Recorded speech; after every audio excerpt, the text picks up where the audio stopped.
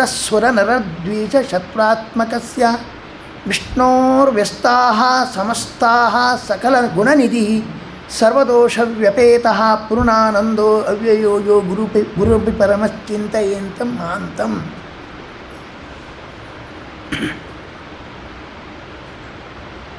ನಾಲ್ಕನೇ ಸ್ಕಂಧದಲ್ಲಿ ದಕ್ಷಾಧ್ವರ ಭಂಗದ ಪ್ರಸಂಗ, ಧ್ರುವನ ಚರಿತ್ರೆ ಹಾಗೂ ಪ್ರಾಚೀನ ಬರಿಹಿಗೆ ಉಪದೇಶದ ಸಂದರ್ಭದಲ್ಲಿ ಪುರಂಜನ ಉಪಾಖ್ಯಾನ, ಹಾಗೆ ಪೃಥು ಚಕ್ರವರ್ತಿಯ ಕಥೆ, ಕೊನೆಗೆ ದಕ್ಷ ಪ್ರಜಾಪತಿ ಹಂಸವಿಷ್ಯ ಮಂತ್ರದಿಂದ ಭಗವಂತನನ್ನು, ಅಲ್ಲಿ ಪ್ರಚೇತಸ ಕಥೆ ಬರ್ತದೆ, ಅವರಲ್ಲೇ ಹುಟ್ಟಿದ ದಕ್ಷ ಪ್ರಜಾಪತಿ ತನ್ನ ಸೃಷ್ಟಿ ವಿಸ್ತಾರಕ್ಕೋಸ್ಕರ ಮಾಡಿದ ತಪಸ್ಸಿನ ಇದರ ಉಲ್ಲೇಖ ಬರ್ತಾ ಇದೆ. ಈ ನಾಲ್ಕನೇ ಸ್ಕಂಧದಲ್ಲಿ ಬರ್ತಕ್ಕಂತಹ ದಕ್ಷ ಯಜ್ಞದ ಧ್ವಂಸದಲ್ಲಿ ದಕ್ಷ ಪ್ರಜಾಪತಿಗೆ ಅವನು ಬಂದಾಗ ಮಾವ, ಹೆಣ್ಣು ಕೊಟ್ಟ ಮಾವ ಅಂತಾದ ಮೇಲೆ ಗುರುಸ್ಥಾನ. ಆ ಗುರು ಬಂದಾಗ ರುದ್ರದೇವರು ಎದ್ದು ನಿಂತು ನಿಜವಾಗಿ ಲೋಕಮರ್ಯಾದೆ ದೃಷ್ಟಿಯಿಂದ ನಮಸ್ಕಾರ ಮಾಡಬೇಕಿತ್ತಲ್ವೇ, ಯಾಕೆ ಮಾಡಿಲ್ಲ, ಇವರೇ ಮಾಡಿದ ಅನ್ಯಾಯ ಅಂತ ಒಂದು ಪ್ರಶ್ನೆ ಬಂದರೆ ರುದ್ರದೇವರ ಮಾತಿನಲ್ಲೇ ಇದೆ. ದಕ್ಷ ಪ್ರಜಾಪತಿಗೆ ಆ ಸಭೆಯಲ್ಲಿ ಮಹಾರುದ್ರದೇವರನ್ನು ನಮಸ್ಕಾರ ಮಾಡಿಸಿ ತನ್ನ ದೊಡ್ಡಸ್ತಿಕೆಯನ್ನು ತೋರಿಸುವ ಮನೋಭಾವ ಇತ್ತು, ದೇಹದ ಮೇಲೆ ಅಭಿಮಾನ ಇತ್ತು. ಒಬ್ಬರು ಸನ್ಯಾಸಿಗಳಿಗೆ ನಮಸ್ಕಾರ ಮಾಡಿದರೆ ನಾರಾಯಣ ನಾರಾಯಣ ಅಂತ ಹೇಳಬೇಕಂತೆ, ಅಂದರೆ ನೀನು ಮಾಡಿದ ನಮಸ್ಕಾರ ದೇವರಿಗೆ ಅಂತ. ಅದು ಹೇಳಿಲ್ಲ ಅಂದರೆ ಅಂಥ ಸನ್ಯಾಸಿ ನೋಡಿದ ತಕ್ಷಣವೇ ಸಚೈಲ ಸ್ನಾನ ಮಾಡಬೇಕಂತಿದೆ. ಈಗ ನಾವು ಭಾಳ ಎಚ್ಚರಿಂದ ಇರಬೇಕು, ನಿಮಗೆಲ್ಲ ಸ್ನಾನ ಮಾಡಿಸ್ಬಾರ್ದು ನಾರಾಯಣ. ಹಾಗೆಯೇ ಅಂದರೆ ಅರ್ಥ ಏನು, ನಮಗೆ ನಮಸ್ಕಾರ ಮಾಡಿಸ್ಕೊಳ್ಬೇಕು, ನಾನೇ ನಮಸ್ಕಾರ ಮಾಡಿಸ್ಬೇಕು, ದೊಡ್ಡಸ್ತಿಕೆಯನ್ನು ತೋರಿಸ್ಬೇಕು ಎಂಬ ಮನೋಭಾವ ದಕ್ಷ ಪ್ರಜಾಪತಿಯಲ್ಲಿತ್ತು. ಆದ್ದರಿಂದಾಗಿ ಇನ್ನೊಂದು ಕಾರಣ ಏನಂದರೆ, ರುದ್ರದೇವರು ಹೇಳ್ತಾರೆ, ಮನಸಾ ವಿಧೀತೆ ಯಥೋಕ್ಷದೇವಮೇ ಮನಸಾ ವಿಧೀಯತೆ. ಪರಿಶುದ್ಧವಾದ ಸತ್ವಗುಣಾತ್ಮಕವಾಗಿರ್ತಕ್ಕಂತಹ ಬ್ರಹ್ಮದೇವರ ಶರೀರದಲ್ಲಿ ಭಗವಂತ ವಿಶಿಷ್ಟವಾಗಿ ಕಾಣ್ತಾ ಇದ್ದ, ಅದು ದೊಡ್ಡ ಪ್ರತೀಕ. ದೊಡ್ಡ ಪ್ರತೀಕದಲ್ಲಿ ಭಗವಂತನನ್ನು ಧ್ಯಾನ ಮಾಡ್ತಾ ಇರುವ ಸಂದರ್ಭದಲ್ಲಿ ಇದು ಚಿಕ್ಕ ಪ್ರತೀಕ, ಮಾಡಬೇಕಾಗಿಲ್ಲ ನಮಸ್ಕಾರ. ದೊಡ್ಡವರು ಇರುವಾಗ ಪ್ರತ್ಯೇಕ ನಮಸ್ಕಾರ, ದೊಡ್ಡ ನಮಸ್ಕಾರ ಮಾಡಿ ಚಿಕ್ಕವರಿಗೆ ಪ್ರತ್ಯೇಕ ನಮಸ್ಕಾರ ಮಾಡಬಾರ್ದು. ಇದೆಲ್ಲ ಸಂಪ್ರದಾಯದಿಂದ ಸಿದ್ಧವಾದದ್ದು, ಮಾಡಬಾರ್ದು. ದೊಡ್ಡವರು ಬ್ರಹ್ಮದೇವರು, ಅವರೆದುರು ಇವರಿಗೆ ಪ್ರತ್ಯೇಕವಾಗಿ ನಮಸ್ಕಾರ ಮಾಡಬಾಗಿಲ್ಲ, ಸಂಪ್ರದಾಯ ಇಲ್ಲದು. ಮತ್ತವರು ಕೆಟ್ಟಿದ್ದಾರೆ, ಅಧಿಷ್ಠಾನ ನೆಟ್ಗಿಲ್ಲ. ಇದು ದೊಡ್ಡ ಅಧಿಷ್ಠಾನದಲ್ಲಿ ನಾನು ಮನಸಾ ವಿಧೀಯತೆ ಅಂತ ಹೇಳ್ತಾ ಇರೋದು, ನಾನು ಧ್ಯಾನ ಮಾಡ್ತಾ ಇದ್ದೆ ಇಲ್ಲಿ ದೊಡ್ಡ ಅಧಿಷ್ಠಾನದಲ್ಲಿ, ಚಿಕ್ಕ ಅಧಿಷ್ಠಾನಕ್ಕೆ ತಲೆ ಕೆಡಿಸ್ಕೊಳ್ಬೇಕಾ? ತಪ್ಪೇನಿದೆ? ಲೋಕ ಮರ್ಯಾದೆ ದೃಷ್ಟಿಯಿಂದ ನಮಸ್ಕಾರ ಮಾಡಲಿಕ್ಕೂ ಆ ಸಂದರ್ಭ ಅರ್ಹರಾಗಿರಲಿಲ್ಲ ಅವರು. ಆದ್ದರಿಂದ ಇದು ಲೋಕ ಮರ್ಯಾದೆ, ದೊಡ್ಡವರು ಇರುವಾಗ ಚಿಕ್ಕವರಿಗೆ ನಮಸ್ಕಾರ ಮಾಡಬಾರ್ದು, ಅದು ಒಂದಿದೆ. ಮತ್ತು ಅಹಂಕಾರದಿಂದಿದೆ, ಅಲ್ಲಿ ಎಷ್ಟು ಹುಡುಕಿದ್ರೂ ದೇವರು ಕಾಣ್ತಾ ಇಲ್ಲ, ಹೊಗೆ, ಅಹಂಕಾರದ ಹೊಗೆಯಲ್ಲಿ ದೇವರೇ ಕಾಣ್ತಾ ಇಲ್ಲ, ನಮಸ್ಕಾರ ಮಾಡೋದು ಹೇಗೆ ಅಂತ ರುದ್ರದೇವರು ನಡೆದುಕೊಂಡದ್ದು ಸರಿಯಾಗಿದೆ. ಇವರ ಅಹಂಕಾರದಿಂದ, ಅಸುರಾವೇಶದಿಂದ, ಅಹಂಕಾರದಿಂದ ಇಂತಹ ರುದ್ರದೇವರ ನಿಂದೆ ಮಾಡಿದರು. ಅದರ ಫಲ ಏನಂದರೆ ರುದ್ರದೇವರಿಗೆ ಇನ್ಸಲ್ಟ್ ಮಾಡಲಿಕ್ಕೋಸ್ಕರವೇ ಅದರ ಮಧ್ಯೆ ಇವನು ಇಂದ್ರ ಉಪೇಂದ್ರ ಜೊತೆಗೆ ಇವನಿಗೆ ಯಜ್ಞದಲ್ಲಿ ಭಾಗ ಇಲ್ಲದೆ ಹೋಗಲಿ ಅಂತ ಶಾಪನೂ ಕೊಟ್ಬಿಟ್ರು ದಕ್ಷ ಪ್ರಜಾಪತಿ. ಅದಕ್ಕೋಸ್ಕರ ಅಪಮಾನ ಮಾಡಬೇಕಂತೆ ಒಂದು ಯಜ್ಞ ಮಾಡಿಸಿದ್ರು. ಆ ಯಜ್ಞದ ಎಲ್ಲರಿಗೂ ಆಹ್ವಾನ ಹೋದಾಗ ಇವಳಿಗೂ ಸಹಜವಾಗಿ ತವರು ಮನೆಯ ಸೆಳೆತ ಹೋಗಬೇಕು ಅಂದಿಲ್ಲ. ಆಹ್ವಾನ ಕೊಡ್ತಿದ್ರು ಹೋಗ್ಬೋದಲ್ಲ, ಹೌದು, ಆದರೆ ಅವರಿಗೆ ಕೆಟ್ಟುಬಿಟ್ಟಿದ್ದಾರೆ. ನಾನೇನಾದರೂ ಹೋದರೆ ನಿನಗೂ ಅಪಮಾನ ಆಗತ್ತೆ, ಮತ್ತು ಸಾವಿನಲ್ಲಿ ಪರಿವರ್ತನೆ ಆಗತ್ತೆ, ಹೋಗೋದು ಒಳ್ಳೆಯದು ಅಂತ ಹೇಳ್ತಾ ಇದ್ದಾನೆ. ಆದರೂ ತವರ ಮನೆ ಸೆಳೆತಕ್ಕೆ ಒಳಗಾಗಿ ಹೊಗೆ ಬಿಡ್ತಾಳೆ ಅವಳು. ಅಲ್ಲಿ ರುದ್ರದೇವರಿಗೆ ಯಜ್ಞದ ಭಾಗವನ್ನು ಕೊಡ್ತಾ ಇಲ್ಲ.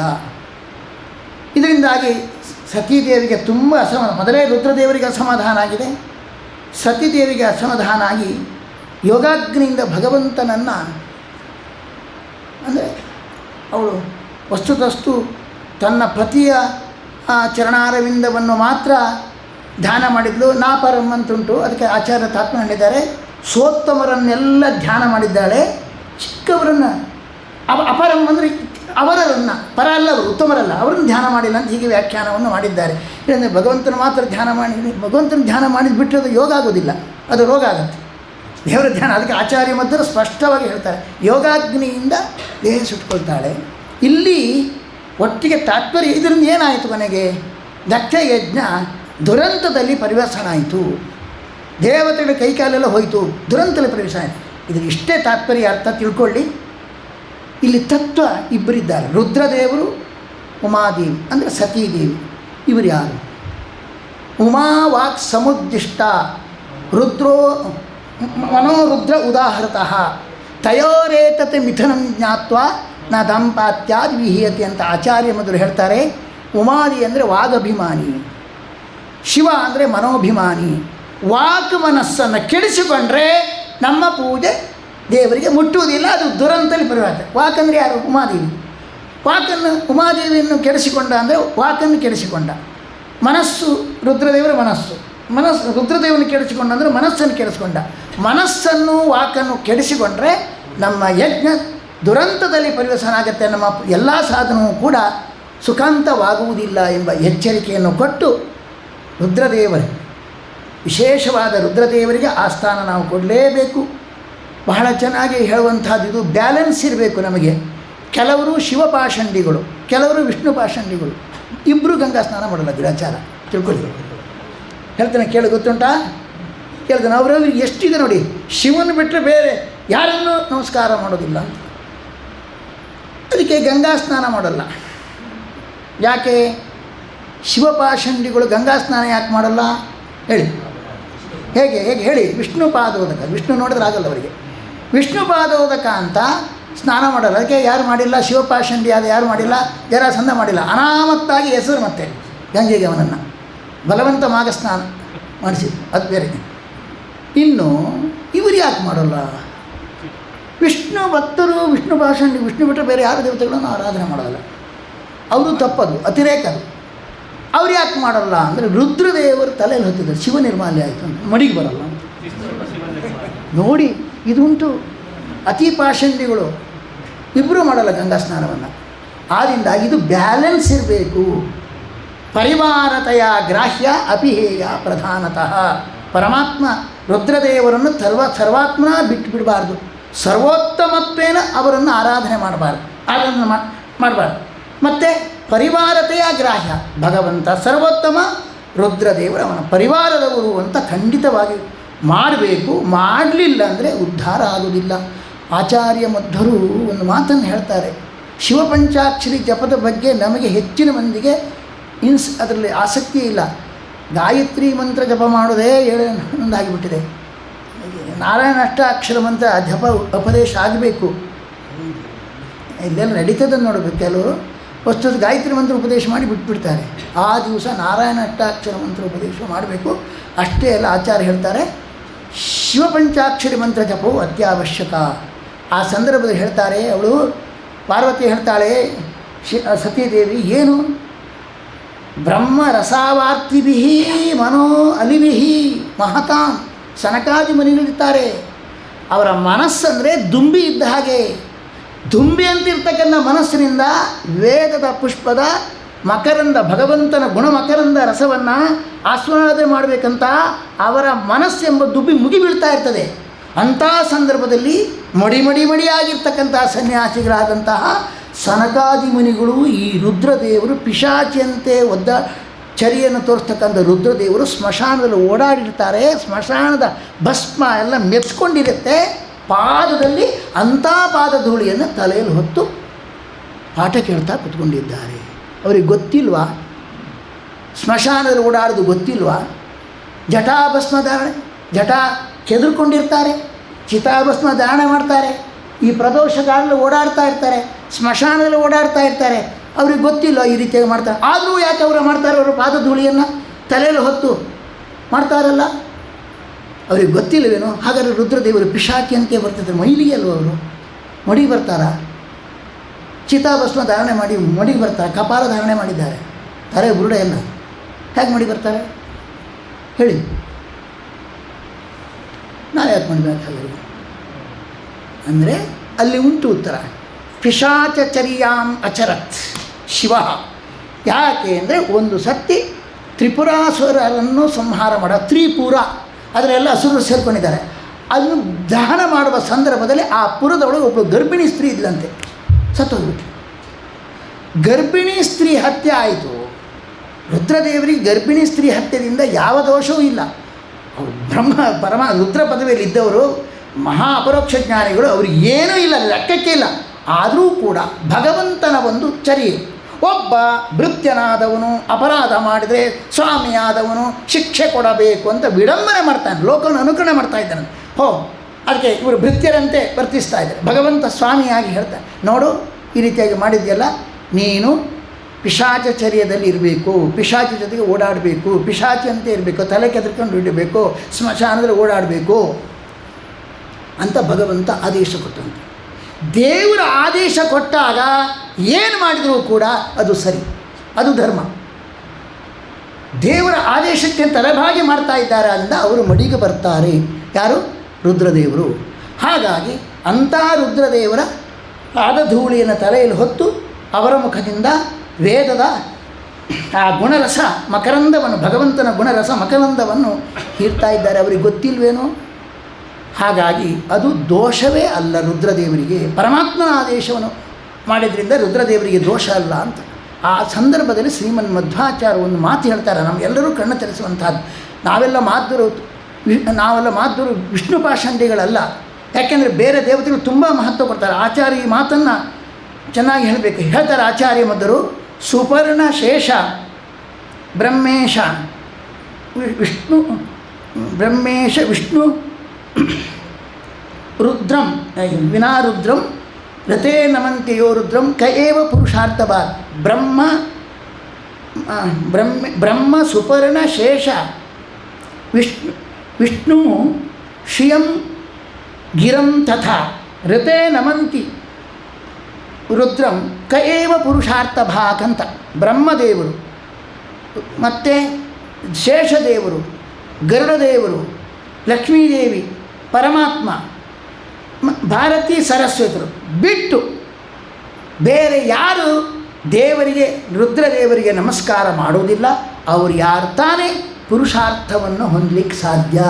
ಹಾಗಾಗಿ ಇಷ್ಟು ಮಂದಿ ಬಿಟ್ಟು ಮತ್ತು ನಾವೆಲ್ಲರೂ ಕೂಡ ಓಂ ನಮಃ ಶಿವಾಯ ಅಧಿಕಾರ ಇದ್ದವರು ನಮಸ್ಕಾರ ಮಾಡಬೇಕಂದ್ರೆ ಅರ್ಥ ಏನಾಯಿತು? ಮಂತ್ರದ ಹೃದಯ ಯಾವುದ್ರಿ? ಮಂತ್ರದ ಹೃದಯ ಯಾವುದೋ? ಮಂತ್ರದ ಹೃದಯ ಯಾವುದೋ ಹೇಳ್ರಿ? ನಮಃ ಎಂದು. ಹಾಗಾಗಿ ಆ ಓಂ ನಮಃ ಶಿವಾಯ ಅಂತ ಯಾರು ಅಧಿಕಾರ ಇದ್ದಾರೆ ಅವರು ಹೇಳಲೇಬೇಕು.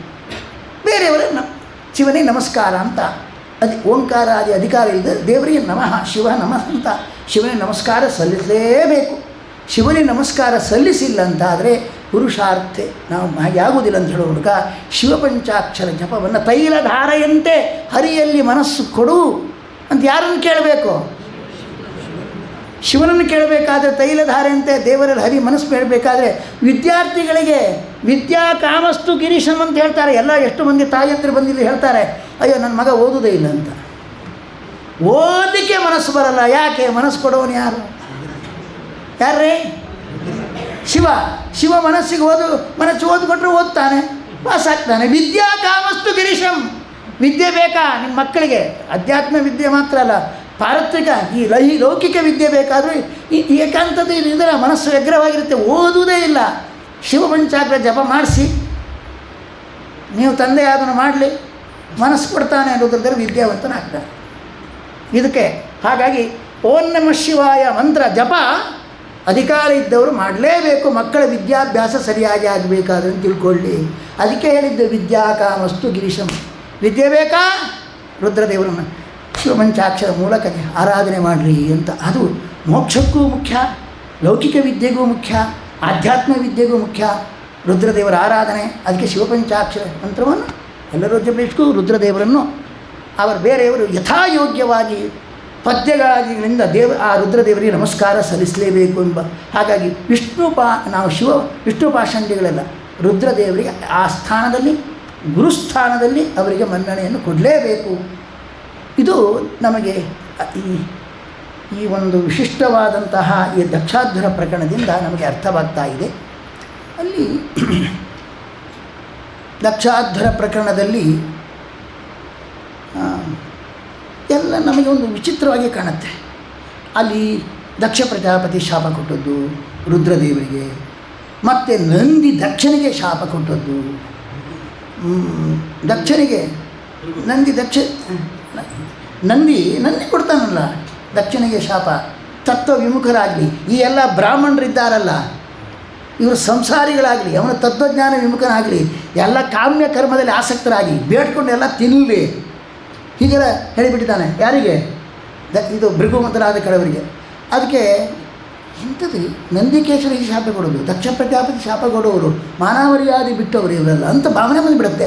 ನಮ್ಮಂತೆ ಜಗಳ ಮಾಡ್ಕೊಳ್ತಾರಲ್ಲ, ಪರಸ್ಪರ ಹೊಡೆದಾಡ್ಕೊಂಡು ಕಿಚ್ಚಾಡ್ತಾರಲ್ಲ, ಏನು ಗೌರವ ಬರುತ್ತೆ ನಮಗೆ ಇವರನ್ನೆಲ್ಲ? ಉತ್ತರ ಕೊಡಿ. ಅಷ್ಟೇ ಅಲ್ಲ, ವಿಪ್ರಸಂಘದ ಪ್ರೆಸಿಡೆಂಟ್ ಅವರು ಭೃಗು ಋಷಿಗಳು, ಯಾಕೆ ಬ್ರಹ್ಮಜಾತಿಗೆ ಅಭಿಮಾನಿ ಅಂತ, ಅವರು ಶಾಪ ಕೊಟ್ಬಿಡ್ತಾರೆ. ಯಾರು ಶಿವವ್ರತವನ್ನು ಧರಿಸ್ತಾರೆ ಅವರೆಲ್ಲ ಏನಾಗಲಿ, ಪಾಷಂಡಿಗಳಾಗಲಿ, ವೇದ ಧರ್ಮಕ್ಕೆ ವಿರುದ್ಧವಾಗಿ ನಡ್ಕೊಳ್ಳಿ. ಏನು ರೀ ಇವೆ? ಭೃಗು ಋಷಿಗೆ ನಾವು ಗೌರವ ಕೊಡಬೇಕಾ? ಈ ರೀತಿ ಹೊಡೆದಾಡ್ಕೊಂಡು ಶಾಪ ಕೊಟ್ಟರೆ ಇವರೆಲ್ಲ ಭಾಗವತರು ಹೇಳಬೇಕಾ? ನಾವು ಈಗ ಉತ್ತರ ಕೊಡಿ. ಯಾವ ಟಿಪ್ಪಣಿಲಿದೆ ಹೇಳ್ರಿ. ಆಚಾರ್ಯ ಮಧ್ವರು ಹೇಳ್ತಾರೆ, ಏನು ಹೆದರಿಬೇಡಿ, ನಮ್ಮ ಆಚಾರ್ಯ ಇರುವ ತನಕ ಏನು ತಲೆ ಬಿಸಿ ಮಾಡ್ಕೊಳ್ಬೇಕು, ಇವ್ರ ಮೇಲೆ ಗೌರವ ಭಾವ ಹೋಗೋ ಚಂದ ಇಲ್ಲ. ಆಚಾರ್ಯ ಮಧ್ವರು ಹೇಳ್ತಾರೆ ತಾತ್ಪರ್ಯದಲ್ಲಿ, ಯದಿ ದೇವಾಶ್ಚ ಋಷ್ಯಾದ್ಯಾಹ ನಿದ್ಯಂತೆ ಯತ್ರ ಕುತ್ರಚಿತ್ ನತಾವತಾ ಗುಣೈರ್ಹೀನಾ ಸ್ಥಿತಪ್ರಜ್ಞಾ ಹಿ ತೇ ಮತಾಃ ಯಥಾ ಯೋಗ್ಯಂತು ತಾತ್ಪರ್ಯಂ ನಿಂದಾಯ ಮನ್ಯದೇವತು. ಎಷ್ಟು ಚೆನ್ನಾಗಿ ಹೇಳ್ತಾರೆ. ನಮ್ಮ ಗೌರವ ಹೊರಟೋಗುತ್ತೆ. ನಮ್ಮಂತೆ ಜಗಳ ಮಾಡ್ಕೊಳ್ತಾರಲ್ಲ, ಇಲ್ಲ ಇದಕ್ಕೆ ನೋಡಿ, ಒಂದು ವೇಳೆ ಈ ದಕ್ಷಾಧ್ವರ ಪ್ರಕರಣದಲ್ಲಿ ದೇವತೆಗಳು ಋಷಿಗಳೆಲ್ಲ ಪರಸ್ಪರ ಹೊಡೆದಾಡ್ಕೊಂಡಿದ್ದಾರೆ, ಅಲ್ಲಿ ಒಬ್ಬೊಬ್ಬರು ನಿಂದೆ ಮಾಡಿಕೊಂಡಿದ್ದಾರೆ. ನಿಂದೆ ಮಾಡಿಕೊಂಡ್ರಂತ ನಮ್ಮಂತೆ ಅವರು ಗುಣದಿಂದ ಹೀನರಾಗಿಲ್ಲ. ಮತ್ತು ಯಾಕೆಂದರೆ ಅವರು ಬ್ರಹ್ಮಾಪರೋಕ್ಷ ಜ್ಞಾನಿಗಳು, ದೇವರನ್ನು ಕಂಡವರೇ ಜಗಳ ಮಾಡ್ಕೊಂಡಿದ್ದಾರೆ. ಅದು ಯಾಕೆ ಮತ್ತೆ ಹಾಗಾಯಿತು ಅಂದರೆ ಅದಕ್ಕೆ ಯಥಾಯೋಗ್ಯವಾದ ತಾತ್ಪರ್ಯ ಇಟ್ಕೊಳ್ಬೇಕು. ಏನರ್ಥ ಕೇಳಿ, ಉತ್ತಮರು ಅಧಮರನ್ನೇನಾದರೂ ನಿಂದೆ ಮಾಡಿದರೆ ಅಲ್ವಾ, ಅದಕ್ಕೆ ತಾತ್ಪರ್ಯ ಏನು? ಈಗ ಸತೀದೇವಿ ಅಧಮಳಾಗಿರ್ತಕ್ಕಂತಹ ದಕ್ಷ ಪ್ರಜಾಪತಿಯನ್ನು ನಿಂದೆ ಮಾಡಿದ್ದಾಳೆ, ಅದಕ್ಕೆ ತಾತ್ಪರ್ಯ ಶಿಕ್ಷಾ, ವಚಸಾ ಶಿಕ್ಷಾ. ಅಧಮರಲ್ಲಿ ಉತ್ತಮರ ಅಧಮರ ನಿಂದೆ ಮಾಡಿದರೆ ವಚಸಾ ಶಿಕ್ಷೆ ಅಂತ ಇಟ್ಕೊಳ್ಳಿ. ಅಲ್ಲಲ್ಲ, ಉಲ್ಟಾಗಿದೆ ಅಲ್ಲ. ಅಲ್ಲ, ಅಲ್ಪರು ಅಜ್ಞರು ಅಂದರೆ ಅಧಮರು ಉತ್ತಮರನ್ನು ನಿಂದೆ ಮಾಡಿದರೆ, ಅಧಮರು ಉತ್ತಮರ ನಿಂದೆ ಮಾಡಿದಕ್ಕೆ ತಾತ್ಪರ್ಯ?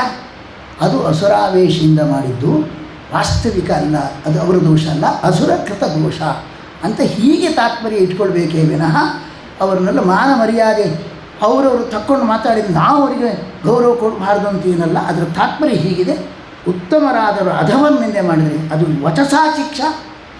ಉತ್ತಮರು ಅಧಮರು ನಿಂದೆ ಮಾಡಿದಲ್ಲಿ ಶಿಕ್ಷೆ ಅಂತ ಅರ್ಥ ಅಲ್ಲ, ಅಸುರಾವೇಶದಿಂದ ಬುದ್ಧಿಗೆಟ್ಟು ಮಾಡಿದ್ದಾನೆ ಅಂತ ಇಟ್ಕೊಳ್ಬೇಕು. ಹಾಗಾಗಿ ಅದು ಸ್ವಯಂಕೃತ ದೋಷ ಅಲ್ಲ, ಅವರಲ್ಲಿ ದೋಷ ಅಲ್ಲ, ಅಸುರಾವೇಶನಿಂದ ಬಂದದ್ದು ಅಂತ ಇಟ್ಕೊಳ್ಬೇಕು ಅಂತ ಅಭಿಪ್ರಾಯ. ಹೀಗೆ ಅಂತೂ ರುದ್ರದೇವರ ಆರಾಧನೆ ಪರಿವಾರತೆಯ ನಾವು ಮಾಡಬೇಕೆಂಬ ಎಚ್ಚರವನ್ನು ಯಾವ ದಕ್ಷಾಧ್ವರ ಪ್ರಕರಣ ನಮಗೆ ತಿಳಿಸ್ತಾ ಇದ್ರೆ. ಮಾತ್ರ ಸರಿ ಮಾಡಬೇಕಾದ್ರೆ ಯಾರು ಬೇಕಾಯ್ತು ರೀ? ಬೇರೆ ಗುರುಗಳೇ ಬರಬೇಕಾಯ್ತು. ಮತ್ತು ಬ್ರಹ್ಮದೇವರು ಬಂದು ಆ ರುದ್ರಾಂತರ್ಯಾಮಿಯಾಗಿರ್ತಕ್ಕಂಥವನ್ನು ದೇವರನ್ನು ಸ್ತೋತ್ರ ಮಾಡಿದಾಗ ಅವನು ಪ್ರಸನ್ನನಾಗಿ ಹೀಗೆ ಮಾಡೋಣ ಅಂಥೇಳಿ ಮತ್ತೆಲ್ಲ ಸರಿ ಮಾಡಿ ದೇವರೇ ಬಂದು ಆಹುತಿಯನ್ನು ಸ್ವೀಕಾರ ಮಾಡಿ ಎಲ್ಲ ಸರಿ ಮಾಡಿದರು. ಕೊನೆಗೆ ಯಾರು ಬರಬೇಕಾಯಿತು? ಬ್ರಹ್ಮದೇವರು ಮಧ್ಯಸ್ಥ ವಹಿಸಿ ಹೋಯಿತು.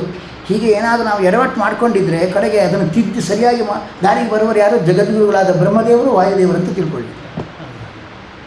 ಸರಿ, ಅದರ ನಂತರ ಇನ್ನೊಂದು ವಿಷಯ, ಇಲ್ಲಿ ಧ್ರುವಕುಮಾರನ ಕಥೆ ಬರ್ತದೆ.